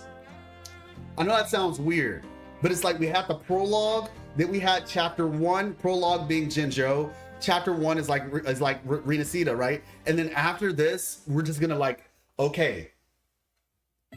I honestly feel like we're gonna be at a point where it's just like, I don't know, but close to the point of, all right, Rover, you now have the information you need from your past self to keep going.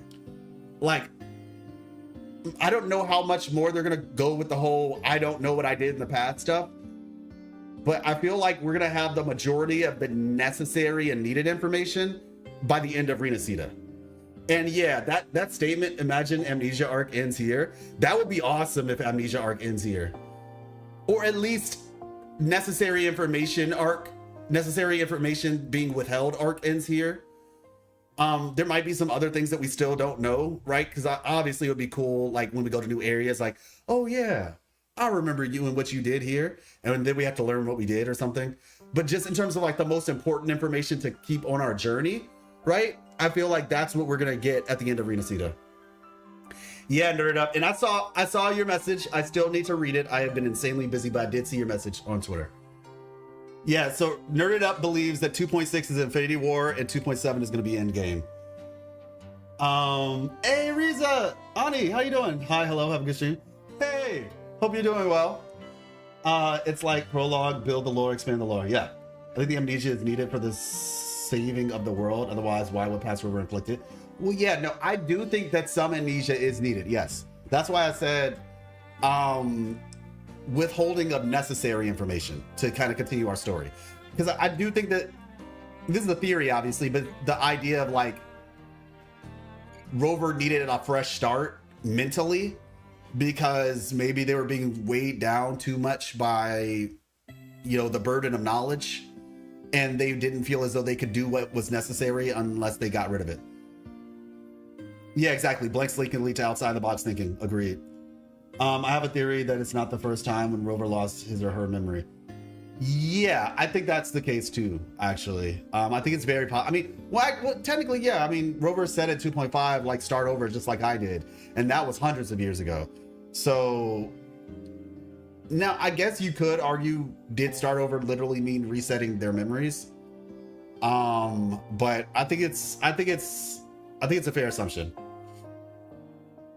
The previous Rover was really bad for forgetting Frolova.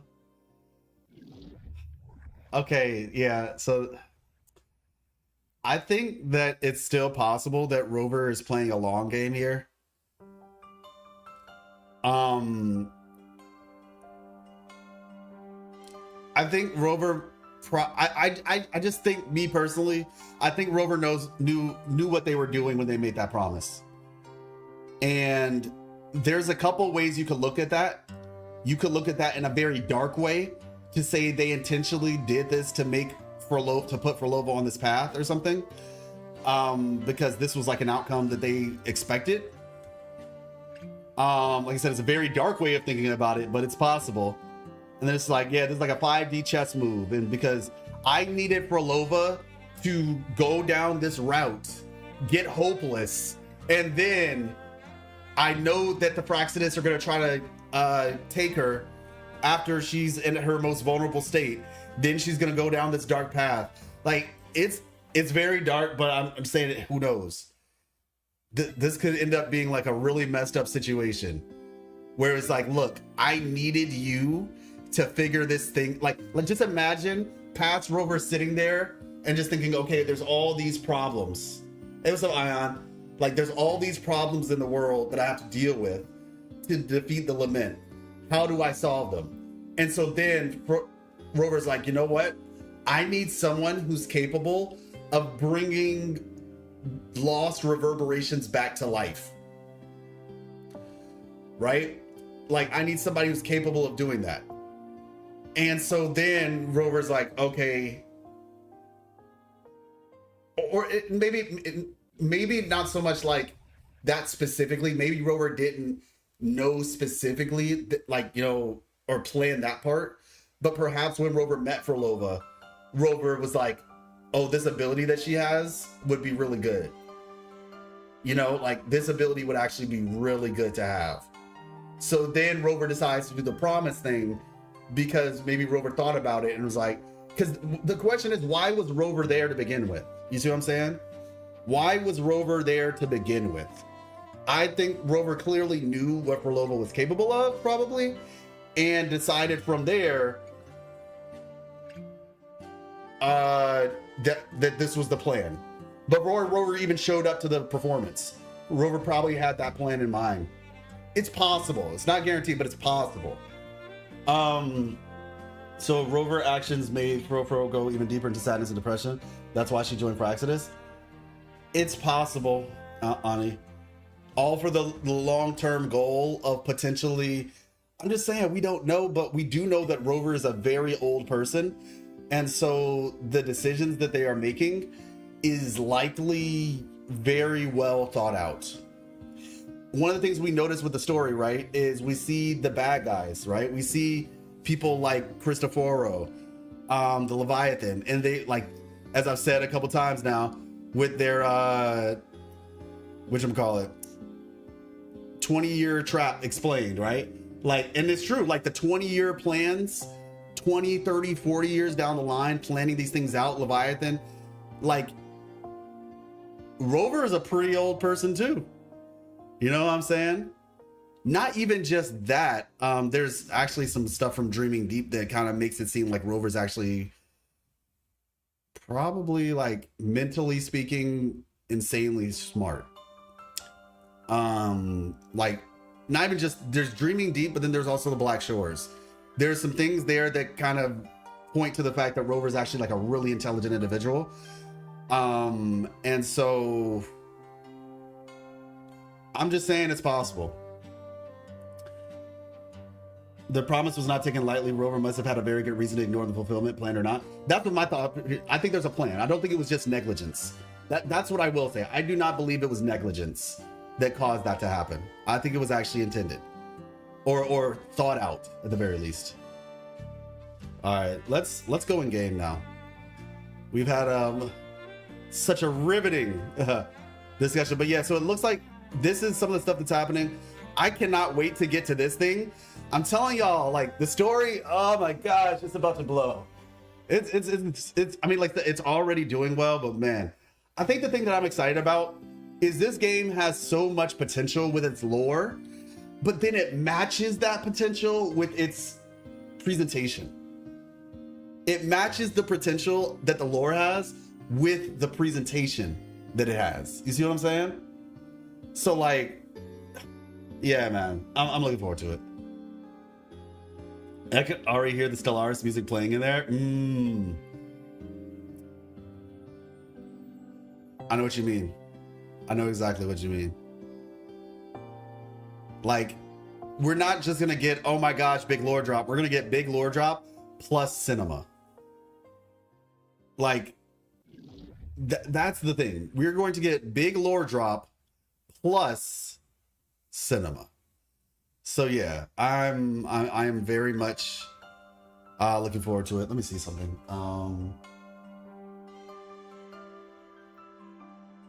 Where is controls?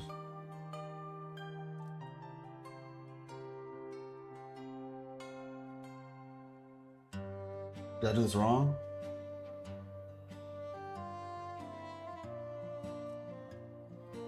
How do you take a screenshot?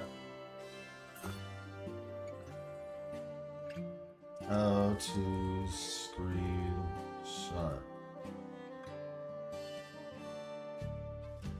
That was Control Shift S. Windows key plus Shift. Oh, Windows key plus Shift S. Got it. All right, let's see. There we go. No, listen. I've never.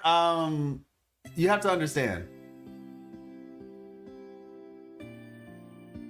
For a long time, I was on, like, normally on my computer, I have like a snipping tool that I use Like it's literally just like a third-party application. So I never really did it on Windows before because I'm doing this on my laptop. So like normally I would just do it that way. I wouldn't use the actual Windows commands. And then you also have to remember, I used to use a Magic keyboard before I got my new keyboard. I like to show it off every time I can. Before I got my new keyboard, this is like a Wooting. It's really good for when I play Marvel Rivals. And before I got this keyboard, I had an Apple Magic keyboard, which actually, thank you. So the Apple Magic keyboard, it's small, so it was like didn't take up a lot of desk space. But on top of it being small, it was actually Apple's Magic keyboard has one of the fastest response times of most keyboards. Like I don't know why they did that, but they did, and so it was really good. So my point is, I was using an Apple keyboard command structure for certain things too. So I had to kind of like relearn once I got a new keyboard. So don't be rude, Apple Magic keyboard. Ew. I have a Mac desktop. I have a Mac desktop. Sheesh. Appreciate you, Ani. Oh yeah, shout out to Ani, by the way. Shout out to Ani. She's awesome. We have to have another conversation sometime, Ani. Let's see.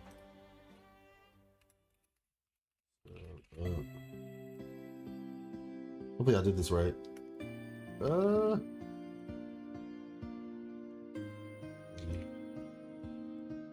There we go. Show Ani some love. She's a vampire, but she doesn't drink blood all the time, or I don't know, man. It's weird. Like I got baited into watching one of her streams one time because she said she would bite me otherwise. It was weird. I don't want to talk about it. Wait, if the Spire was not there before the Sentinel arrived, does that mean that the fish deity is there before Imperador? It's hard to say because we don't know when the Sentinel.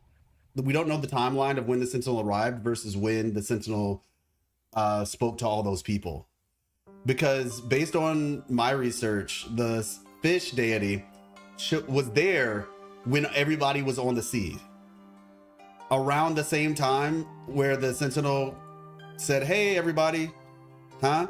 Because the thing is, it's created by people, right? And we know that the Genesis Nexus, right, that was there when the people got to Renacida, or the age of, the islands that are now known as Renacida. So Threnodians are created by people, specifically people who are going through a lot of negative emotions.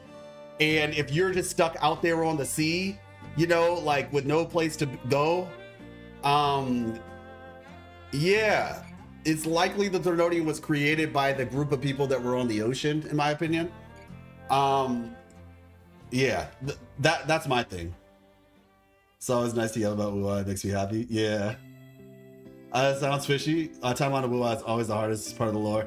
Yeah. It's definitely we have some general, there's like some general things happening with that. Let me see. So, are we good? Oh, okay. Yeah, the reason why I was here is because I wanted to post that picture. Let's see.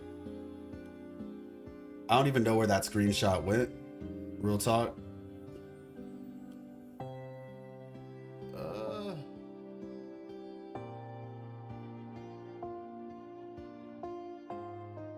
Desktop. Screenshot? Haha. Wait. These are Genshin. Oh, this is through Cloud. Okay. Shout out to my picture. Shout out to my Genshin pictures from like back in the day. That's crazy. Some of them are on my were these taking, I guess they were taking Shinha and Ganyu, the goats. Well, the goat and the goat. The goat and the goat. But anyway. Why is this so difficult to find? Desktop?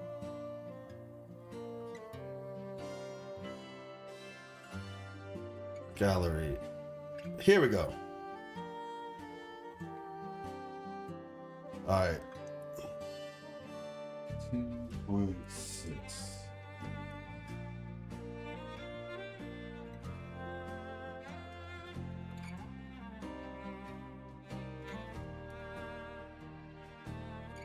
Massive or drop plus cinema.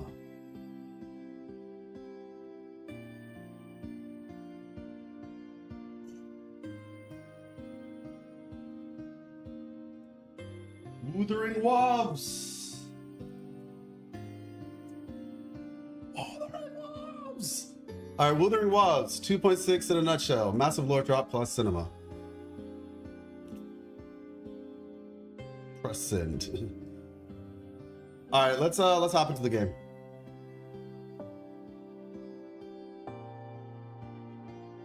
Let's see. Here we go. I need to clean up my desktop. Shout out to the Expedition 33. Oop.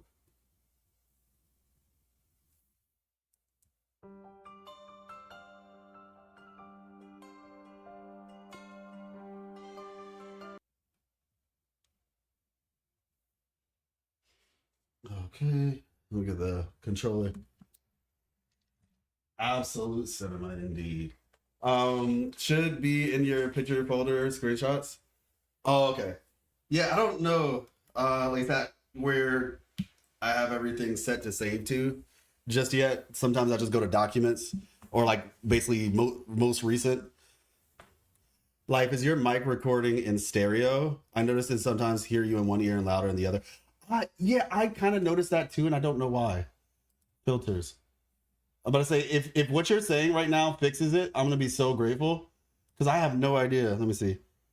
So on the mic it says cardioid. It says mono.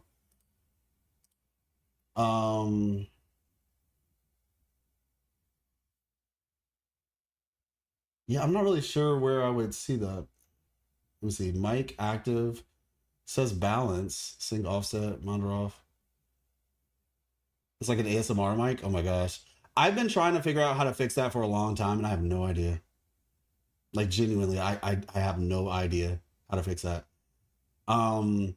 If anybody is like fluent in that sort of stuff and you know, and you're down to look through it, we can hop into a Discord call. I can screen share and yeah, because that's been something I've been trying to fix for a while now. And I'm not certain. Like I go to properties. It's not there. I go to advanced audio properties and I just see like, okay, let me show you. I'll show you. Let me put this on the screen real quick. Elgato.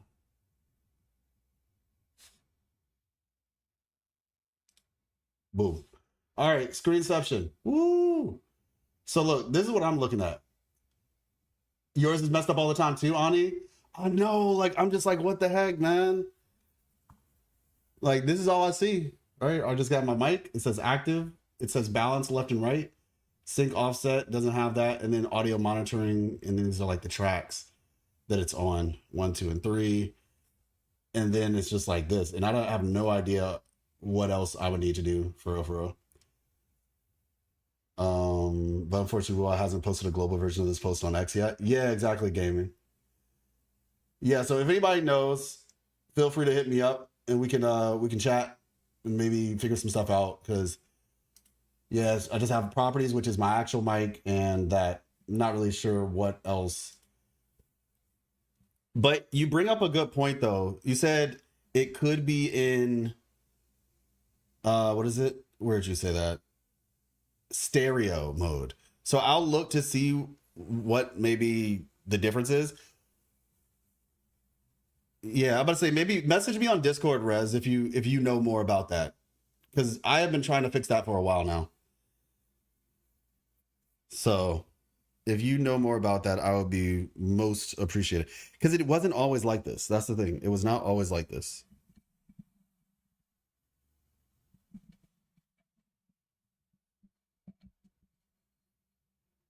It wasn't always like this. I'm not sure why it started doing that.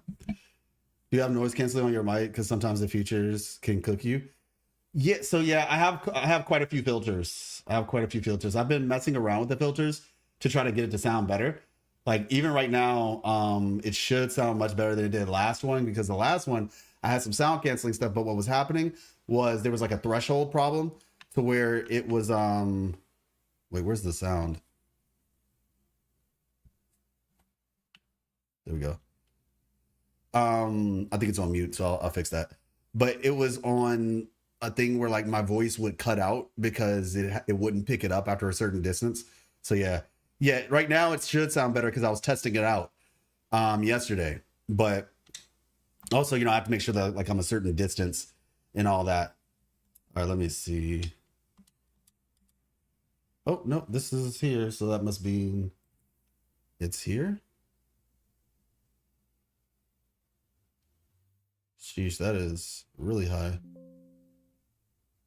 All right, let's see. Oh, wait, output, speakers.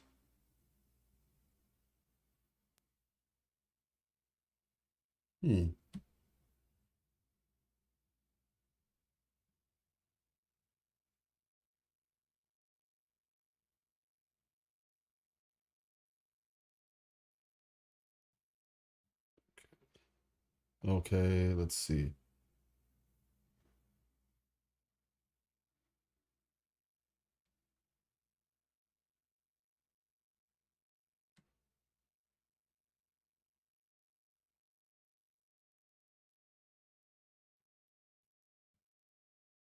If it doesn't rain, when it rains, it pours. That's all I have to say to that. Let's see. So Elgato properties. Yes, that should be good. Can you hear this?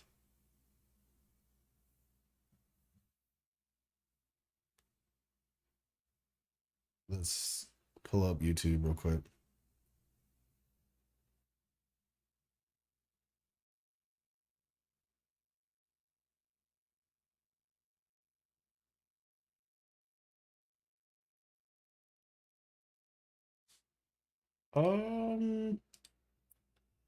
What did I just do?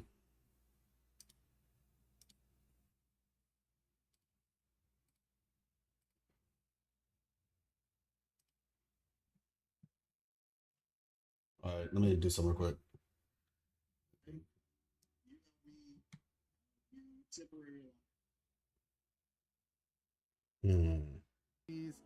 The ability, which is a broken. Okay, there we go. The ability Fixed. to modulate and orchestrate frequencies.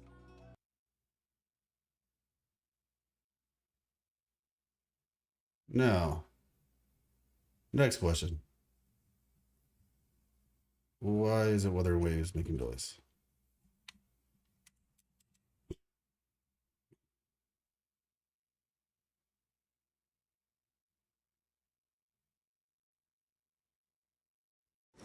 There we go.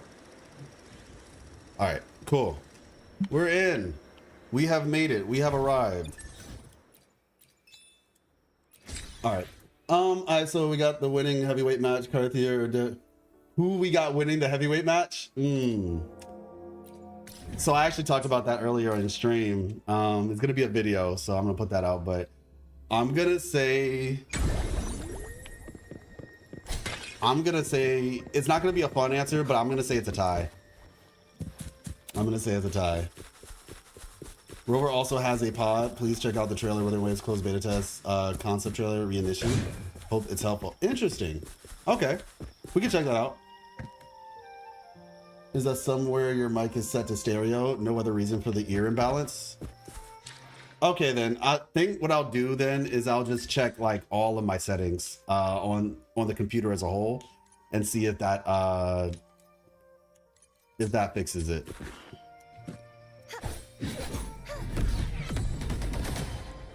Carthea is such a fun character, man. To be fair, it's a lot of these characters, man. Carthea is fun, Lupa's fun. All right, let's see. Yeah, I don't know why it would have done that, but I think we finished this. Yeah, I think we did finish this. Now, believe it or not, I actually have not done this yet, Deep Sea Survey. So we should probably do this. S2 is a blessing. in Overworld. Yeah, I actually have for us too. I don't even remember what it does though. The knight's challenge has arrived. Such is their blessing. Heavens, descend! Huh? Let's say I don't even know what it does, but Be gone, wicked souls! but yeah, she is just honestly like, you know, sometimes like just like, oh, okay, the new shiny thing or whatever, and then you forget about the other stuff. I don't know, man. Karthia is just too good. Oh, okay, got you. Frolova is incredibly versatile, to be honest, and my favorite overworld character because she does so much damage due to her passive. Yeah, I think for me, Frolova is my favorite character to farm stuff with. Like literally, whenever I go to like farm something, I just hold down. I hold down the shift button, or not shift. No, sorry. I hold down her forte, and yeah, like from there, it's over.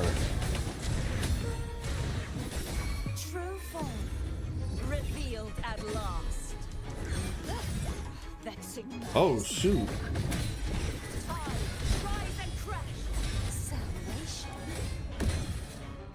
Yeah, man, this character is so fun. But yeah, with Frolova, I just hold down my shift button and then I'm good. Like literally, I farm things in like 30 seconds. Like, and when I mean 30 seconds, I mean like I get like three runs of a farm session in 30 seconds because her charge just deletes everything.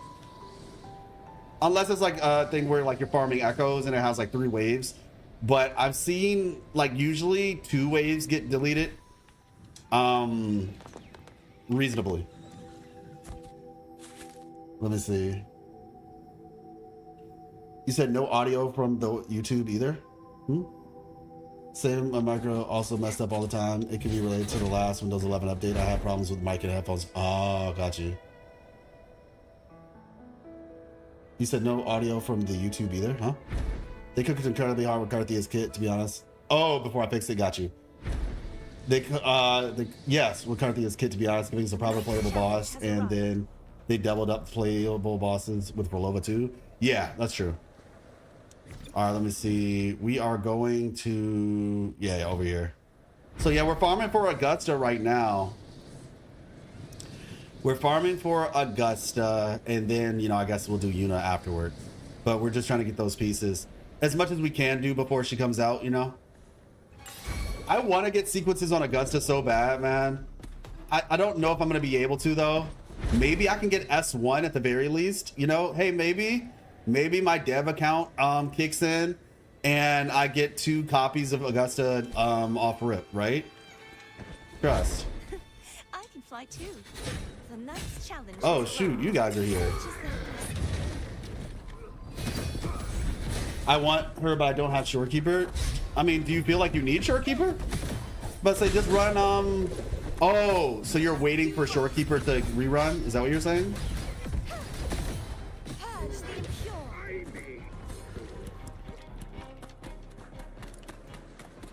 Also, flight coming to Jinzhou. Can't wait for that. Even though I personally,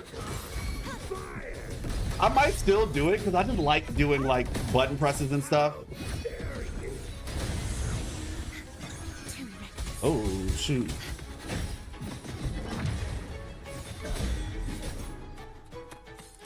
For certain places I might still do it. Let me see, where is it? Oh, it's over here.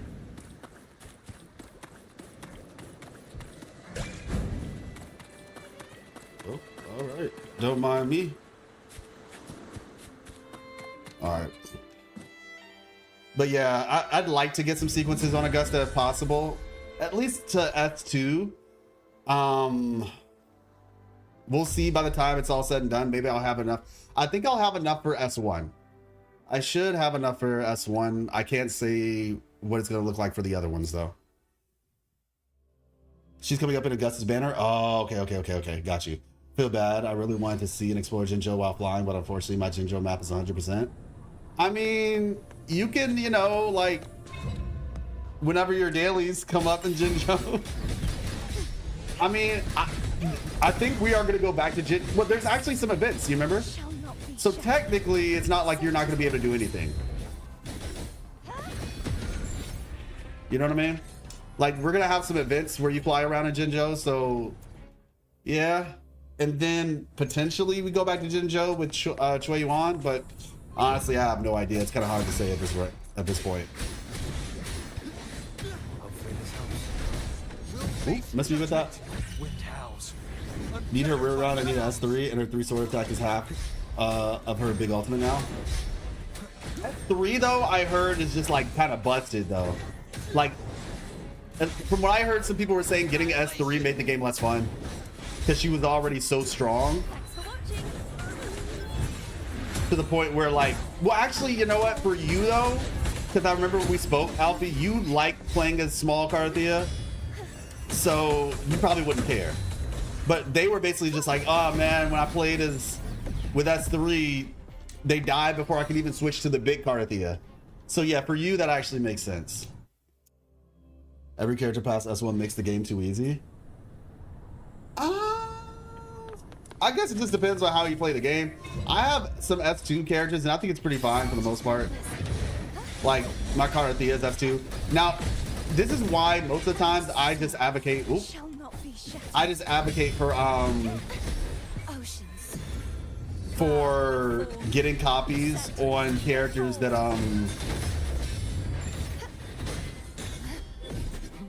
honestly, the fact that you can switch between big and small, like, that's so sick. Oh shoot, look. So I was able to go from big triangle to small I actually never thought about just like messing around with stuff like that. That probably would make some really cool edits of like somebody using Carthea and then switching from big to small. Game is balanced for S0. Nearly all DPS past S1 makes the game very easy. Oh well, yeah, I'm sure that is the case. Yeah, like having it at that definitely makes it a bit easier, less of a challenge. But that's why I say if you really want to get copies, get it on characters that are like Lupa, for example. My S2 Lupa feels like a S0 main DPS in a lot of ways. Perfect chord. So getting copies on like sub DPS type characters balances it out a little bit more. The picture's loaded. Listen, the trio of destiny. Crumble. Go. And one more. It's balanced around 0 with supports, so yeah, you can get sequences if you don't want supports. Yeah. What's your cooldown on Contarella? Also, is she S0? No, so mine is S2. I can show you what it is though. I don't have like sequences on all characters, just so y'all are clear. It's just certain characters that I have sequences on, not all. I am the Tempest. Lovely. Thanks for watching. Ta-da! A grand opening. Purge the impure oceans. Go. Bow before me. Torrents, rage on.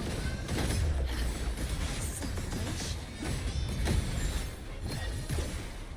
This character is so fun, man. All right. There we go. Now, we'll leave and I'll show you what my my stats are. Still to this day, my proudest like stat ratio is my Lupa still. Like, she is my proudest out of all of them. They are just chilling. I'm not gonna mess with them, but they're really just chilling. This is such a pretty game, and my graphics aren't even up like on max either. All right, so The power to split. 65 over 250. Oh my gosh, my Arrow Rover build is pretty mid. I feel like it's pretty mid. Yeah, 49 over 193. Nothing crazy. Wait. Oh, okay. Rank 3 Blood Packs Pledge. Do we have rank 4 now? Is rank 4 in the game? I am using double arrow damage and a healing thing on top with crit rate. for the Bellborn. So yeah, that's yes, okay. I played with damage off for so long, the seeing them again is kind of weird. Septimont rewards, okay. Yeah, I'm about to say, I like doing immersion off too, actually, or immersion on. Oh my gosh, it opens the thing up so much more. Yeah, no problem. But since you asked, just because I want to show it off, let me show my Lupa though. My Lupa though. So yeah, 73 over 280.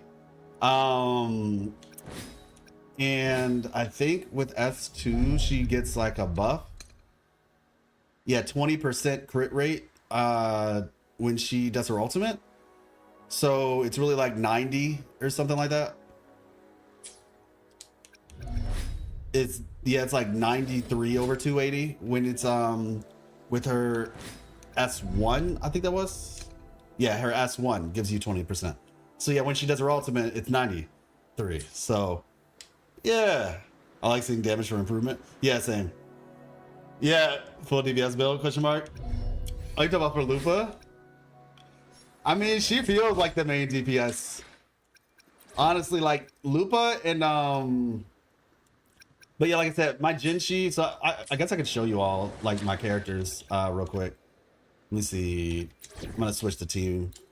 But legitimately, Chang Li barely gets time on field. Oh shoot, she's already ready. But yeah, literally just these two alone end up destroying most things. Obviously if I'm fighting a boss, then that's when Chang Li comes into play. But yeah. But like I said, my account is like, it's a solid account. I have 2 accounts, mind you, so I have every character, but it's across 2 accounts. My main, like most invested characters are Roshia and Zani. I have both of them at 6. Zani is on the other account with Phoebe. And Phoebe is S0. And she doesn't even have her signature. I just switch around Contarella, and I think Yin Lin is on this one, right? What stage will life? The battlefield is. Let me see. I will be there. No rush. The impatient ones will fall right Switch. into our lap. Yeah, so like I have Yin Lin's signature on this account, and on the other account I have Contarella's signature. And so I just move things around. I also have Jerja's signature on the other account as well. And so I'll give like Phoebe Jerja's signature or Contarella's depending. But yeah, so it's like, it's not like I have every single character, Supermax dupes, all 6. I try to, you know, adjust. So like for this one, I have Lupa's weapon, right? But yeah, for Jinshi, I have her weapon. And I am S0. Right? Yeah, at some point I'll do those normal attacks. But yeah, I feel like my Jinshi still needs work. Like a lot, honestly. She needs a lot of work with her sequences. Because I think for Jinshi, if you have her weapon, some people were saying like just do 4-4-1-1-1. But I have to like actually get good pieces for that. So yeah. Oh shoot, where's his other piece? 3 cost. Yeah, I mean, I guess it would be this one, right? Or is somebody else using it? Crit damage. Let's see, what is this? I'll just click this for the time being. So let's see. I'll start from the top. So yeah, Lupa, S2, signature 73 over 280. Brent, 59 over 240. Energy is at 255. And then he has his signature, but I only have, like I said, 1 copy of him. I'll play my role to the full. Yeah, Jinshi, you really want more crit rate for her nuke? Yeah, I know. It's kind of bad. You know, I'd say this is technically my main account because it's like the one that, but it's kind of hard because like I said, they both have like for Lobos or the other one. So they're kind of both my main account. This was the one I made first, but I basically made them at the same, you know, like practically at the same time. But yeah, this one I'd say has the most characters on it though, but it's kind of just a coincidence more so than intentional. based on like characters I already had, and like because I built fusion on this team, on this account, so therefore, you know, I've just been getting a bunch of fusion characters on this account. The other account has like I have Xing Liao on both, but I have Xing Liao built on the other one. But because I haven't built on the other one, I'm getting Augusta on this account, so I can have an electro character on both. So I suspect for the new Federation, I'm gonna have a lot of new Federation people on the other account. Just because like right now it just seems to have been worked out this way. But yeah, so Chang Li, I have her weapon 65 over 243 and no sequences. Carthia, I have S2, I have her weapon and 65 over 252. New Fed is next region. I feel like it is.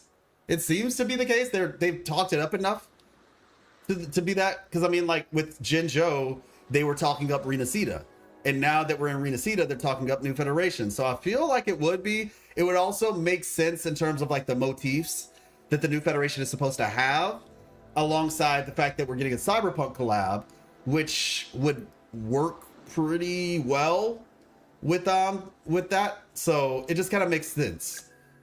Chikona, I have her weapon, which is still insane that it's a gun, but I have no copies.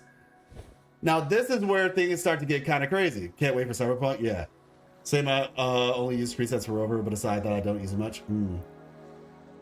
You can buy my second channel. Discuss with all the way in detail. Wait, what? 3.0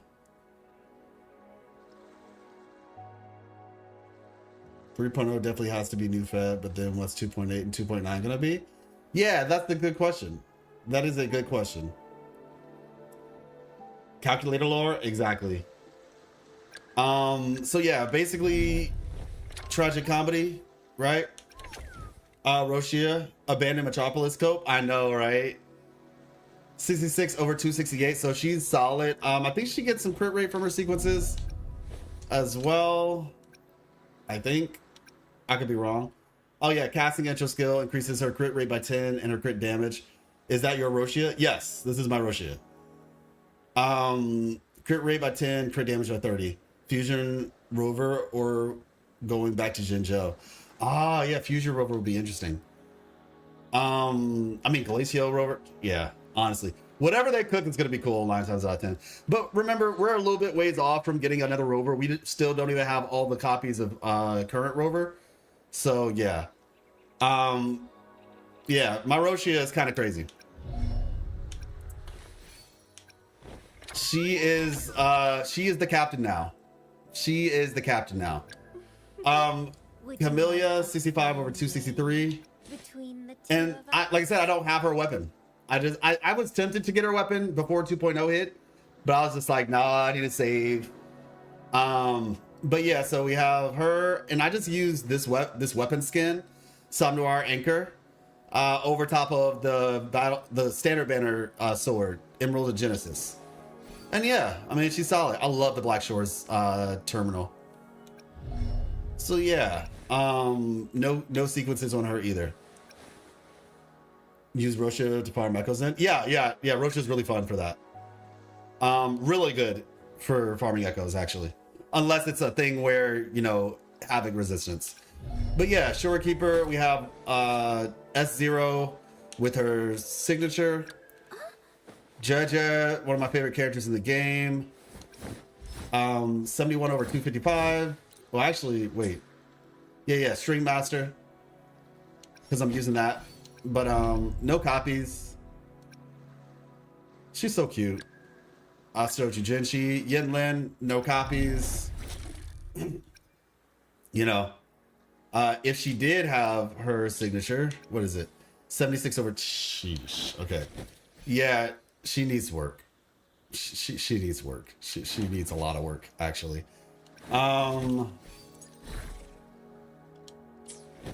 Yeah, my Yinlin is kind of struggling a bit.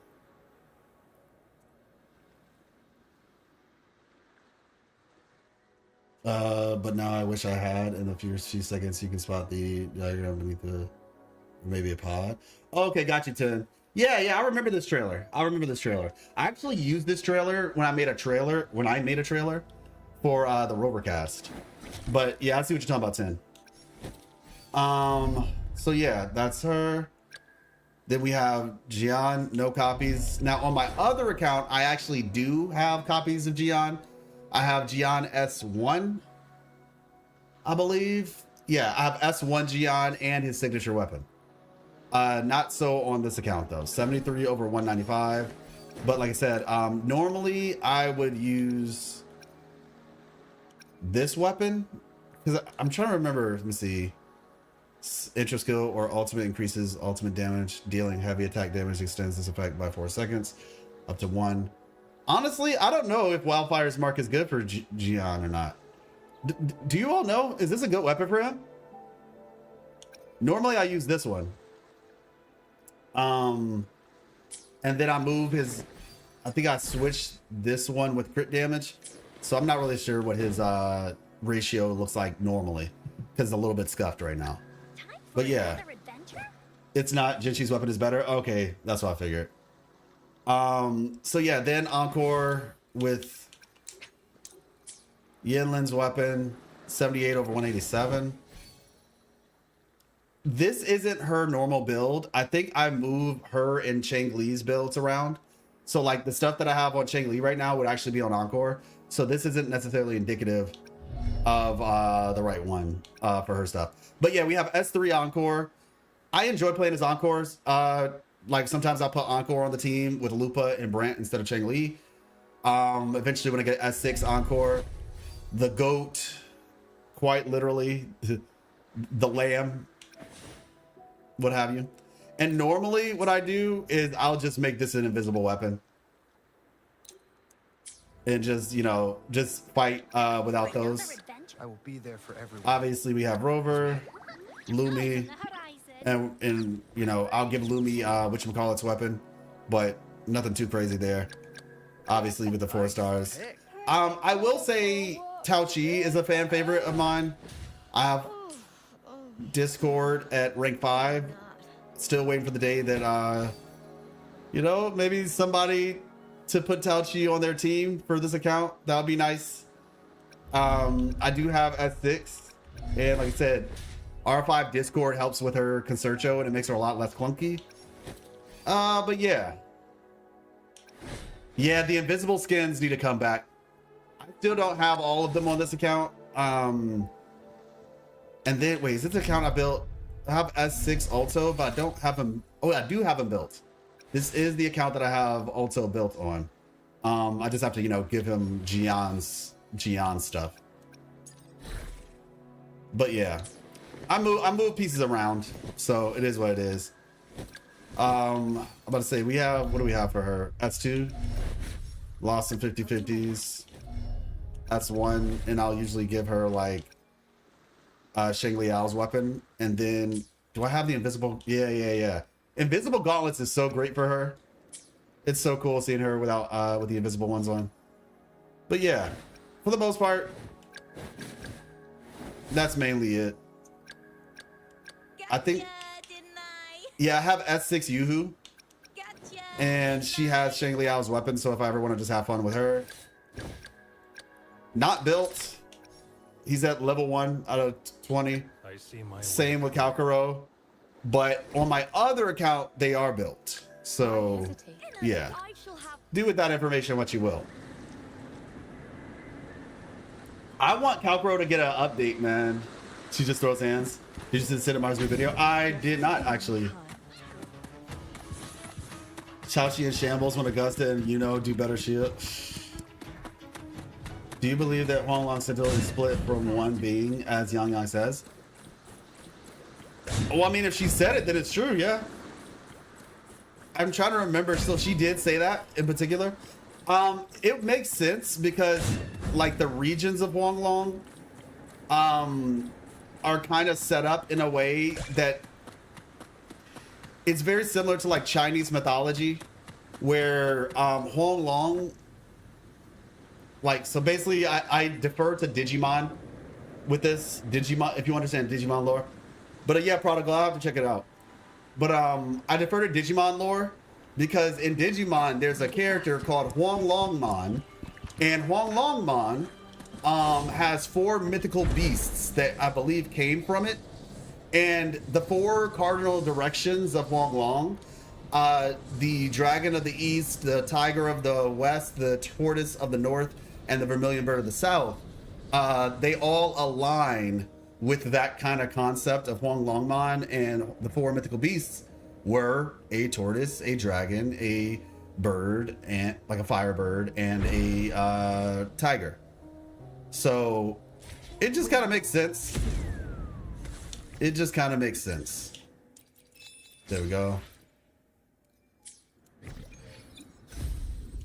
Now let me see. Whimpering Waste. Okay, yeah, I need to do that. All right. Yeah, Digimon. Yeah, exactly. Exactly. Yeah, I want Calcro to get upgraded for that too. I'm on that boat as well. Let's see. Oh, she said it was a legend. Oh, okay, well, yeah. Well, if that's the case, then I feel like that is the case, because it does line up with that lore. Let me see. Hopefully, dual TPS with Yao and Augusta will be good. Now that is interesting. If Augusta has if that is a legitimate team, then I'll probably build my Sheng Liao on this account. If that's a legitimate team. Because I do still, like I said, I like him and I have the stuff to build him, like his weapon and everything, but yeah. Oh, gonna be lurking to fall asleep. Hope you have a good stream. Thank you, Ani. I saw this super late, but thank you. Calcro and Augusta cope. Fair enough. That's respectful. I understand it. Yeah, like I said, I just hope Calcro gets something when we get to New Federation. Like, I really hope he gets something. The moment at hand. Like, give us a limited version of Calcro, and I'll be down. What is this? Book. Oh my gosh. Alt account. Heck yeah, brother edition. Hey, look, I don't mind, but I can't guarantee that maybe if I'm ever doing something. Let me see. This is the red account, yeah. But yeah, so anyway. With all that being said, everybody, let me head over to Septimont.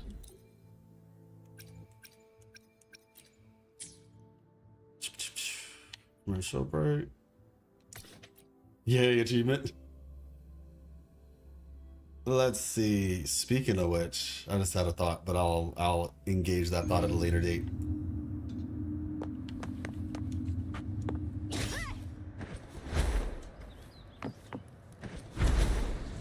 There it is, ladies and gentlemen, boys and girls. We have Winds of the wild. this place is gonna look so cool when it's actually playable. Plant that flag. Lupa is so awesome.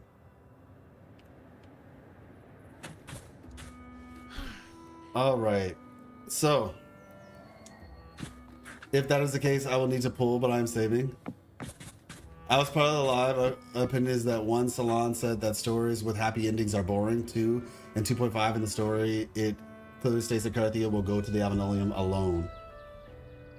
Yes, yes, she will be alone at the Avenolium at the end, because that's where she's most secure. That's where she's stable. I love that we always see a bit of the new map before it comes out. Yeah, I know, same. They're teasing us.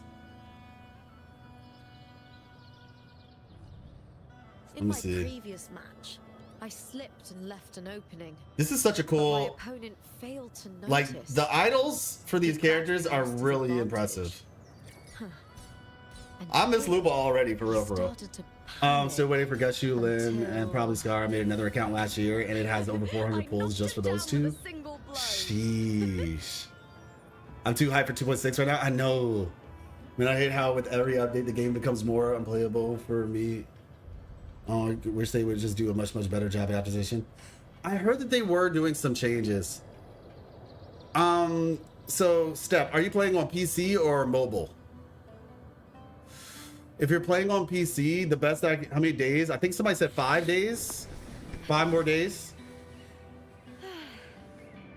Laptop? Yeah, I guess the best that I could say is your laptop capable of being upgraded? Like in small ways, not in big ways. Because for me, like on my laptop right now, because it's a new laptop, what I'm gonna be doing is buying some RAM. Because like a lot of laptops might have like, 8 gigabytes of RAM or 16 gigabytes. So for me, I was just gonna get, because on my computer I have 32 gigs. Because like I had 16 to start and I bought 2 more sticks of RAM. So just an idea, you can think about it or do whatever research you need to. Not sure, I gotta check. I don't know anything about laptops LOL. Yeah, so like the bottom of my laptop opens up and then I can there's like small slots where I can add more RAM, I think. And so I personally feel like, because even the one I'm using now is 16 gigs, I want to just upgrade it to 32 just to make it easier on the system. So that's an idea, like a small upgrade that you could possibly do to make to just like help the system out a little bit. Big difference in performance you'll get is switching from HDD to SDD. Then it's getting at least 16 gigabytes of RAM. 32 is better. Yeah, exactly. So if you're playing the game on a hard drive, I would buy like a external solid state drive. Just like you can plug it up, a SSD. That'll make the game run easier, and then more RAM. Those are like 2 of the cheapest. They're not super cheap, but they are cheaper than obviously buying a whole new laptop or whatever. Those are some of the cheapest ways that you can upgrade your setup, for sure. You need 2 cards of RAM, 16 plus 16 and an SSD. Yeah, exactly. Yep, like I said, I have an SSD on this laptop, but I do need to get 2 more sticks of RAM for it. So yeah, not gonna lie, I had to get a gaming laptop to play games like WoW. Your standard laptop isn't running most games nowadays. Yeah, 100%. Yep, so that's something to look out for. But look, y'all, this is what we're gonna do. Oh, wrong button. We're gonna wrap up. And before we do, I want to check something out. Let me see.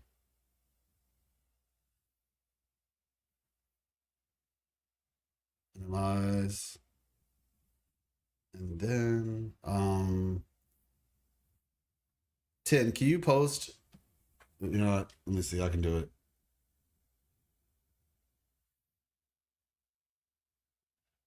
Can you post? Let's see, copy. And I'm gonna post it in the lore section of the Discord. Paste.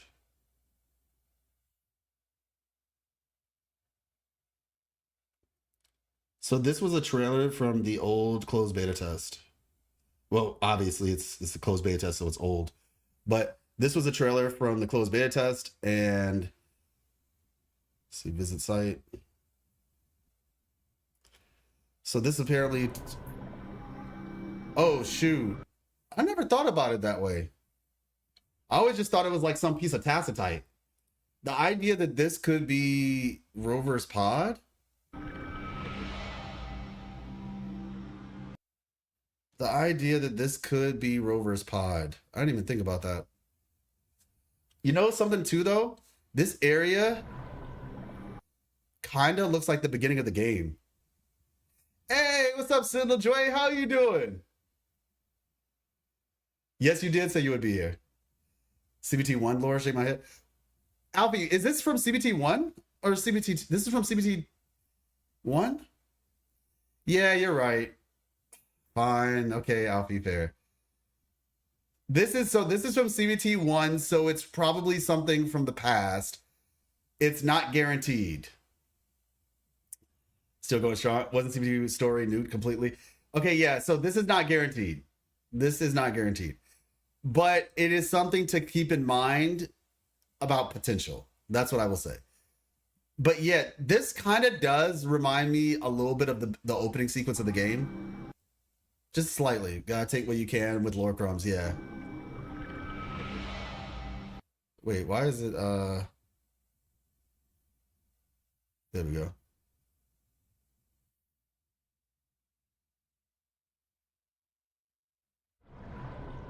This is the lore version of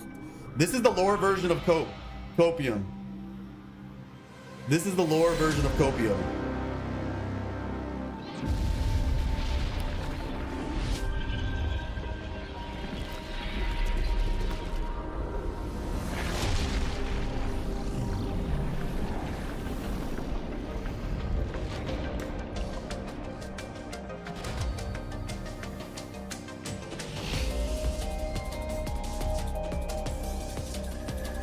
Those of y'all who remember the Rovercast, the opening trailer for the Rovercast, this is where I got it from.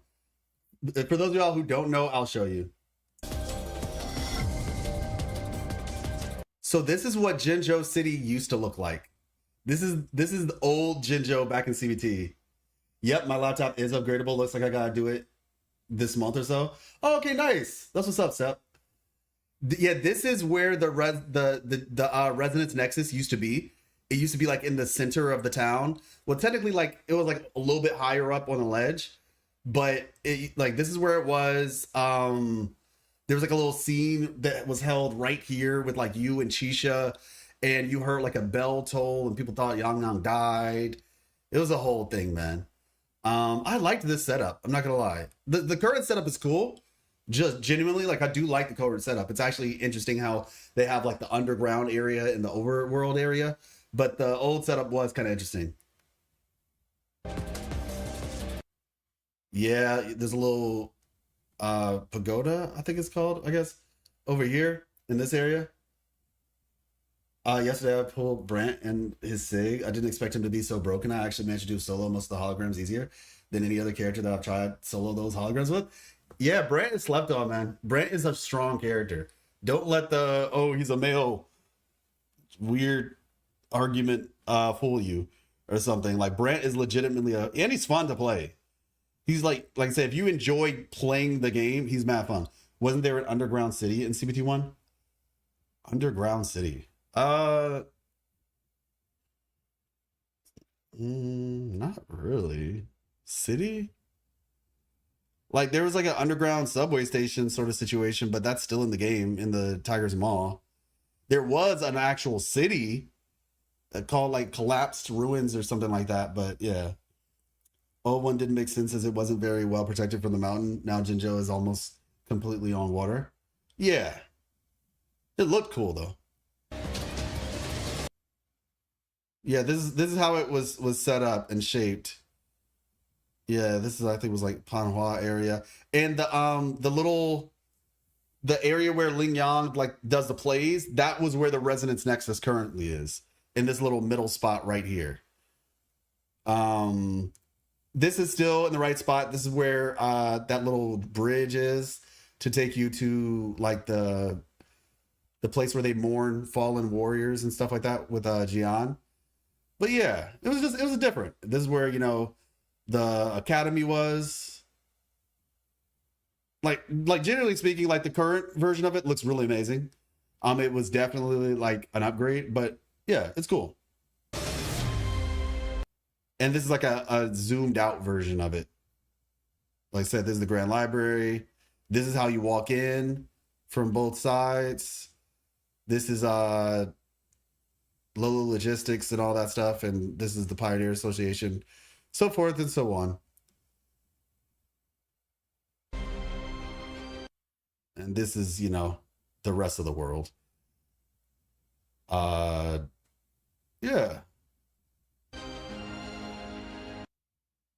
And you can see like the little Lolo Logistics symbol. Now, oh my gosh. I remember this area. There was like a whole little military zone on the top of the mountain with like an outpost. Oh shoot, I just remembered.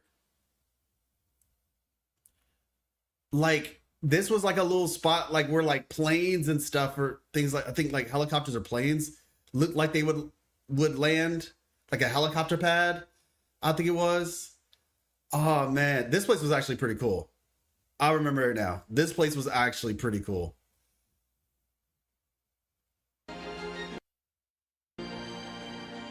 And this is the Quarter Savanti. Winding Ike's Meyer and all that stuff. Yeah, that's where this was or is, whatever.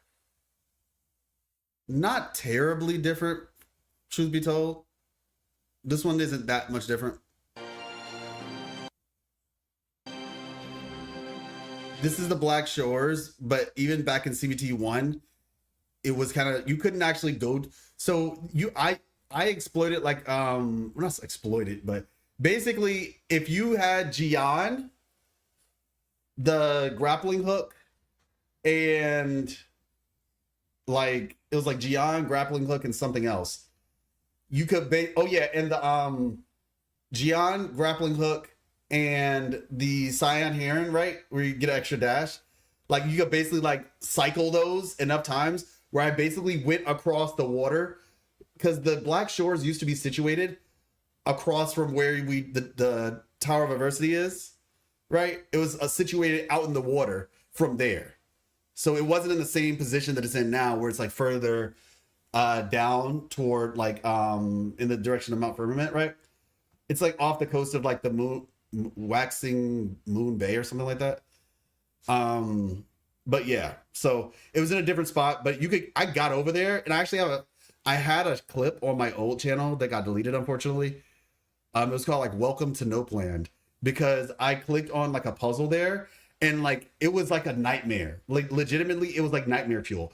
I clicked on like a challenge thing, and a bunch of tacit discords just started spawning. Like I was like, oh, okay, so I started fighting it because it was broken. Like it wasn't meant to be played, and so a couple of them spawned, and then more, and it was like it had to be like 40 tacit discords on my screen running after me. It was just like crawling, because it was like the little the vertebrae saurian thing, Sauron. It was creepy. It was like bears, and yeah, I was like, okay, no, getting out of here. It was scary.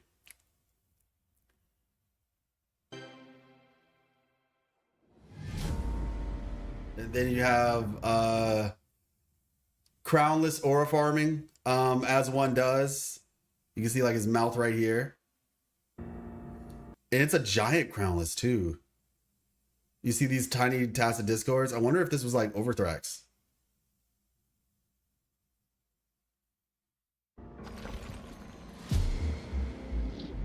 There we go. Closed beta test recruitment initiation. Wait a second. I don't even remember that.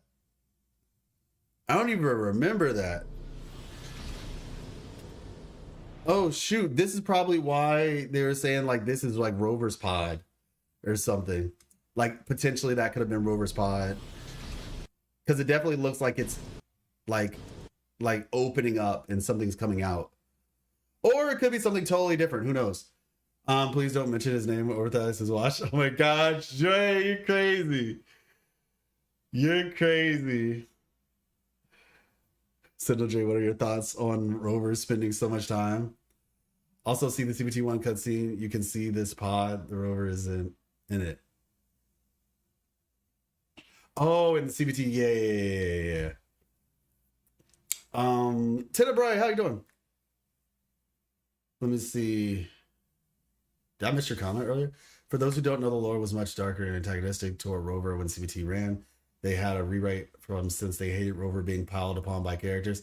Yeah, I mean, I think, Vincent, this your profile picture is funny. Let me see.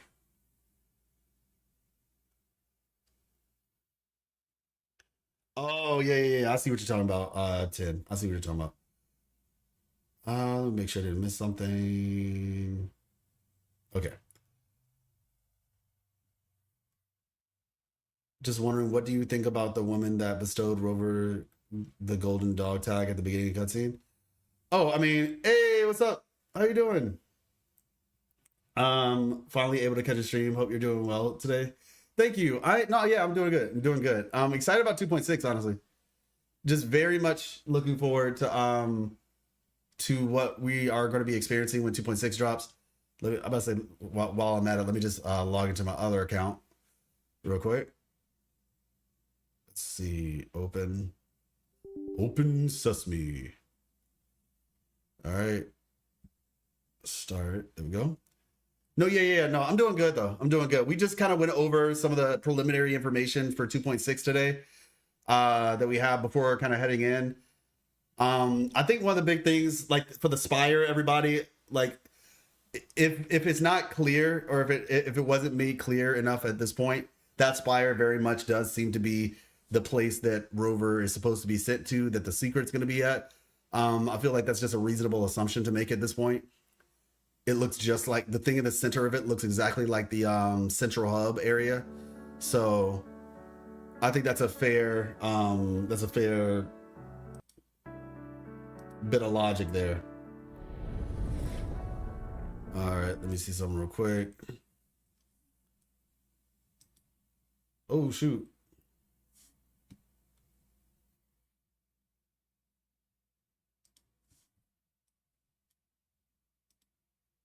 Interesting. Okay. Give me a second.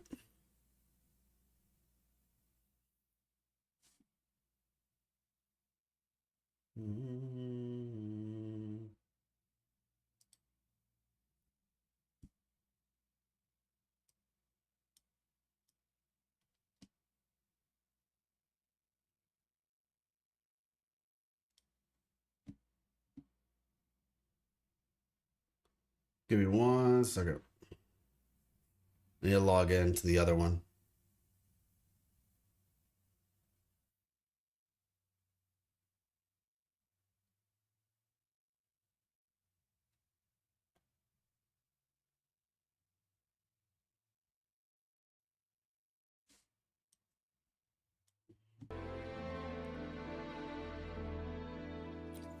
All right, here we go. I just want darker story. This is sci-fi. They can do that, like Arknights. Yeah, like I said, I think that we will be getting the darker story. I think New to Federation is probably going to be. I mean, to be fair, we have already. It is getting darker currently. Like it's currently in the process of getting darker. But I think for what you guys are looking for is maybe the more sci-fi aspect of dark. And like I said, I feel like New Federation isn't going to be that. I mean, literally, there's a Cyberpunk collab. You know what I mean? Like, Cyberpunk is literally sci-fi. It's literally deep sci-fi. Or dark sci-fi. Let's see. But yeah, this is what I was saying.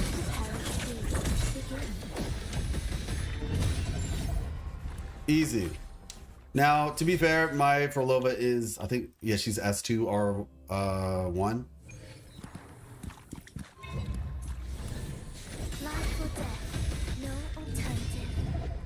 Yeah, you see, it's legitimately like, it's kind of crazy how quickly she farms. Ghost in the Shell near Kino for New Fed.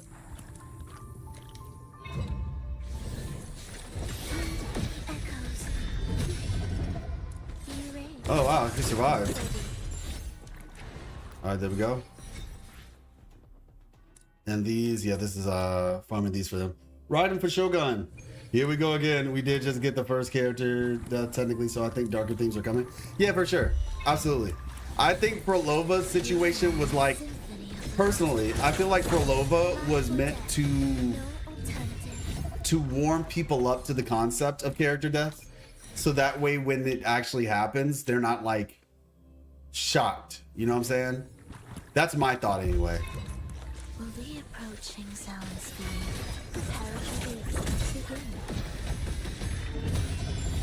Beautiful.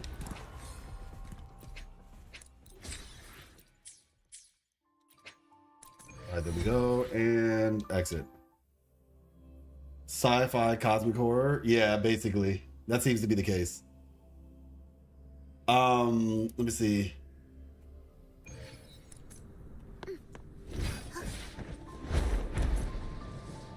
I want some Ghost in the Shell near, yeah, kind for New Fed, sentient androids and stuff. Yeah, no, I feel like New Federation is gonna be the thing that everybody is waiting for, in my opinion. I think Rita Sita was like the warm-up. meant to, like, you know, kind of get people engaged. And then after they've gotten people engaged, then it's like, all right, time to tell you the story we were intended to tell all along. Those are my thoughts anyway. Let's see. There we go. We need an attack speed buffer. That would be cool. Give us an attack speed buffer and Ling Yang stomp. Like, legitimately, if we get an attack speed buffer, Ling Yang is that would actually be pretty cool for Ling Yang, because that's one of his strong suits. Like, he is a lot of small quick hits. So if somebody could buff attack speed, then his damage, like, who knows?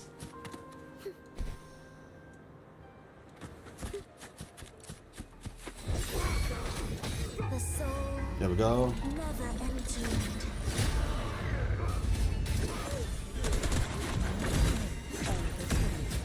Oh wow, that was quick. Dang. All right, well,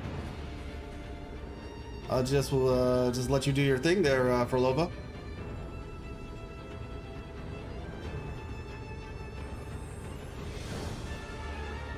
Ling Yang becomes actually usable. Kalkuro was experimented on. I think he was supposed to be the promoting resonator in the story. Did they mention he came back looking like a TD? Is that like in his character stories, Vincent?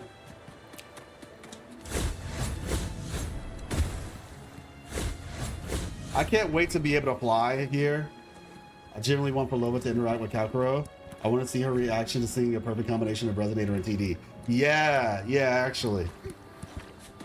Yeah, like I said, these themes aren't here by mistake. That's essentially what this boils down to. These themes are not here by mistake. So, well, look, y'all, we're gonna call it for today. Tomorrow is Friday. Be on the lookout. Like I said, my lore video should be coming out either Friday or Saturday, one of the two. But I also have another video which is going to be addressing the gacha space, and I might get canceled for it. I don't know. We'll see. But yeah, I'll either get canceled for it or I'll be lifted up with a bunch of reels. You're so real for that type comments. So we'll find out. Thank you for the stream. Looking forward to the vids. Appreciate you. Thank you so much. And then, like I said, I'll probably do another video where I kind of just like condense some of the information we have for 2.6 in terms of like current things that we know about it and that we're looking forward to learning about it type stuff. Addressing the controversy, like something like that. Hey, what's up, TJD? Appreciate you. Thank you for the stream. 7 out of 10. Joking. No, you're fine. In any case, you'll get a whole bunch of views for it. I mean, we'll see. I think this is the type of video that either is going to get a lot of views or not many views at all. I'm not sure yet. We'll find out though. Absolutely. And thank you all for being here. God bless. Merry Christmas. Stay hydrated. I need to.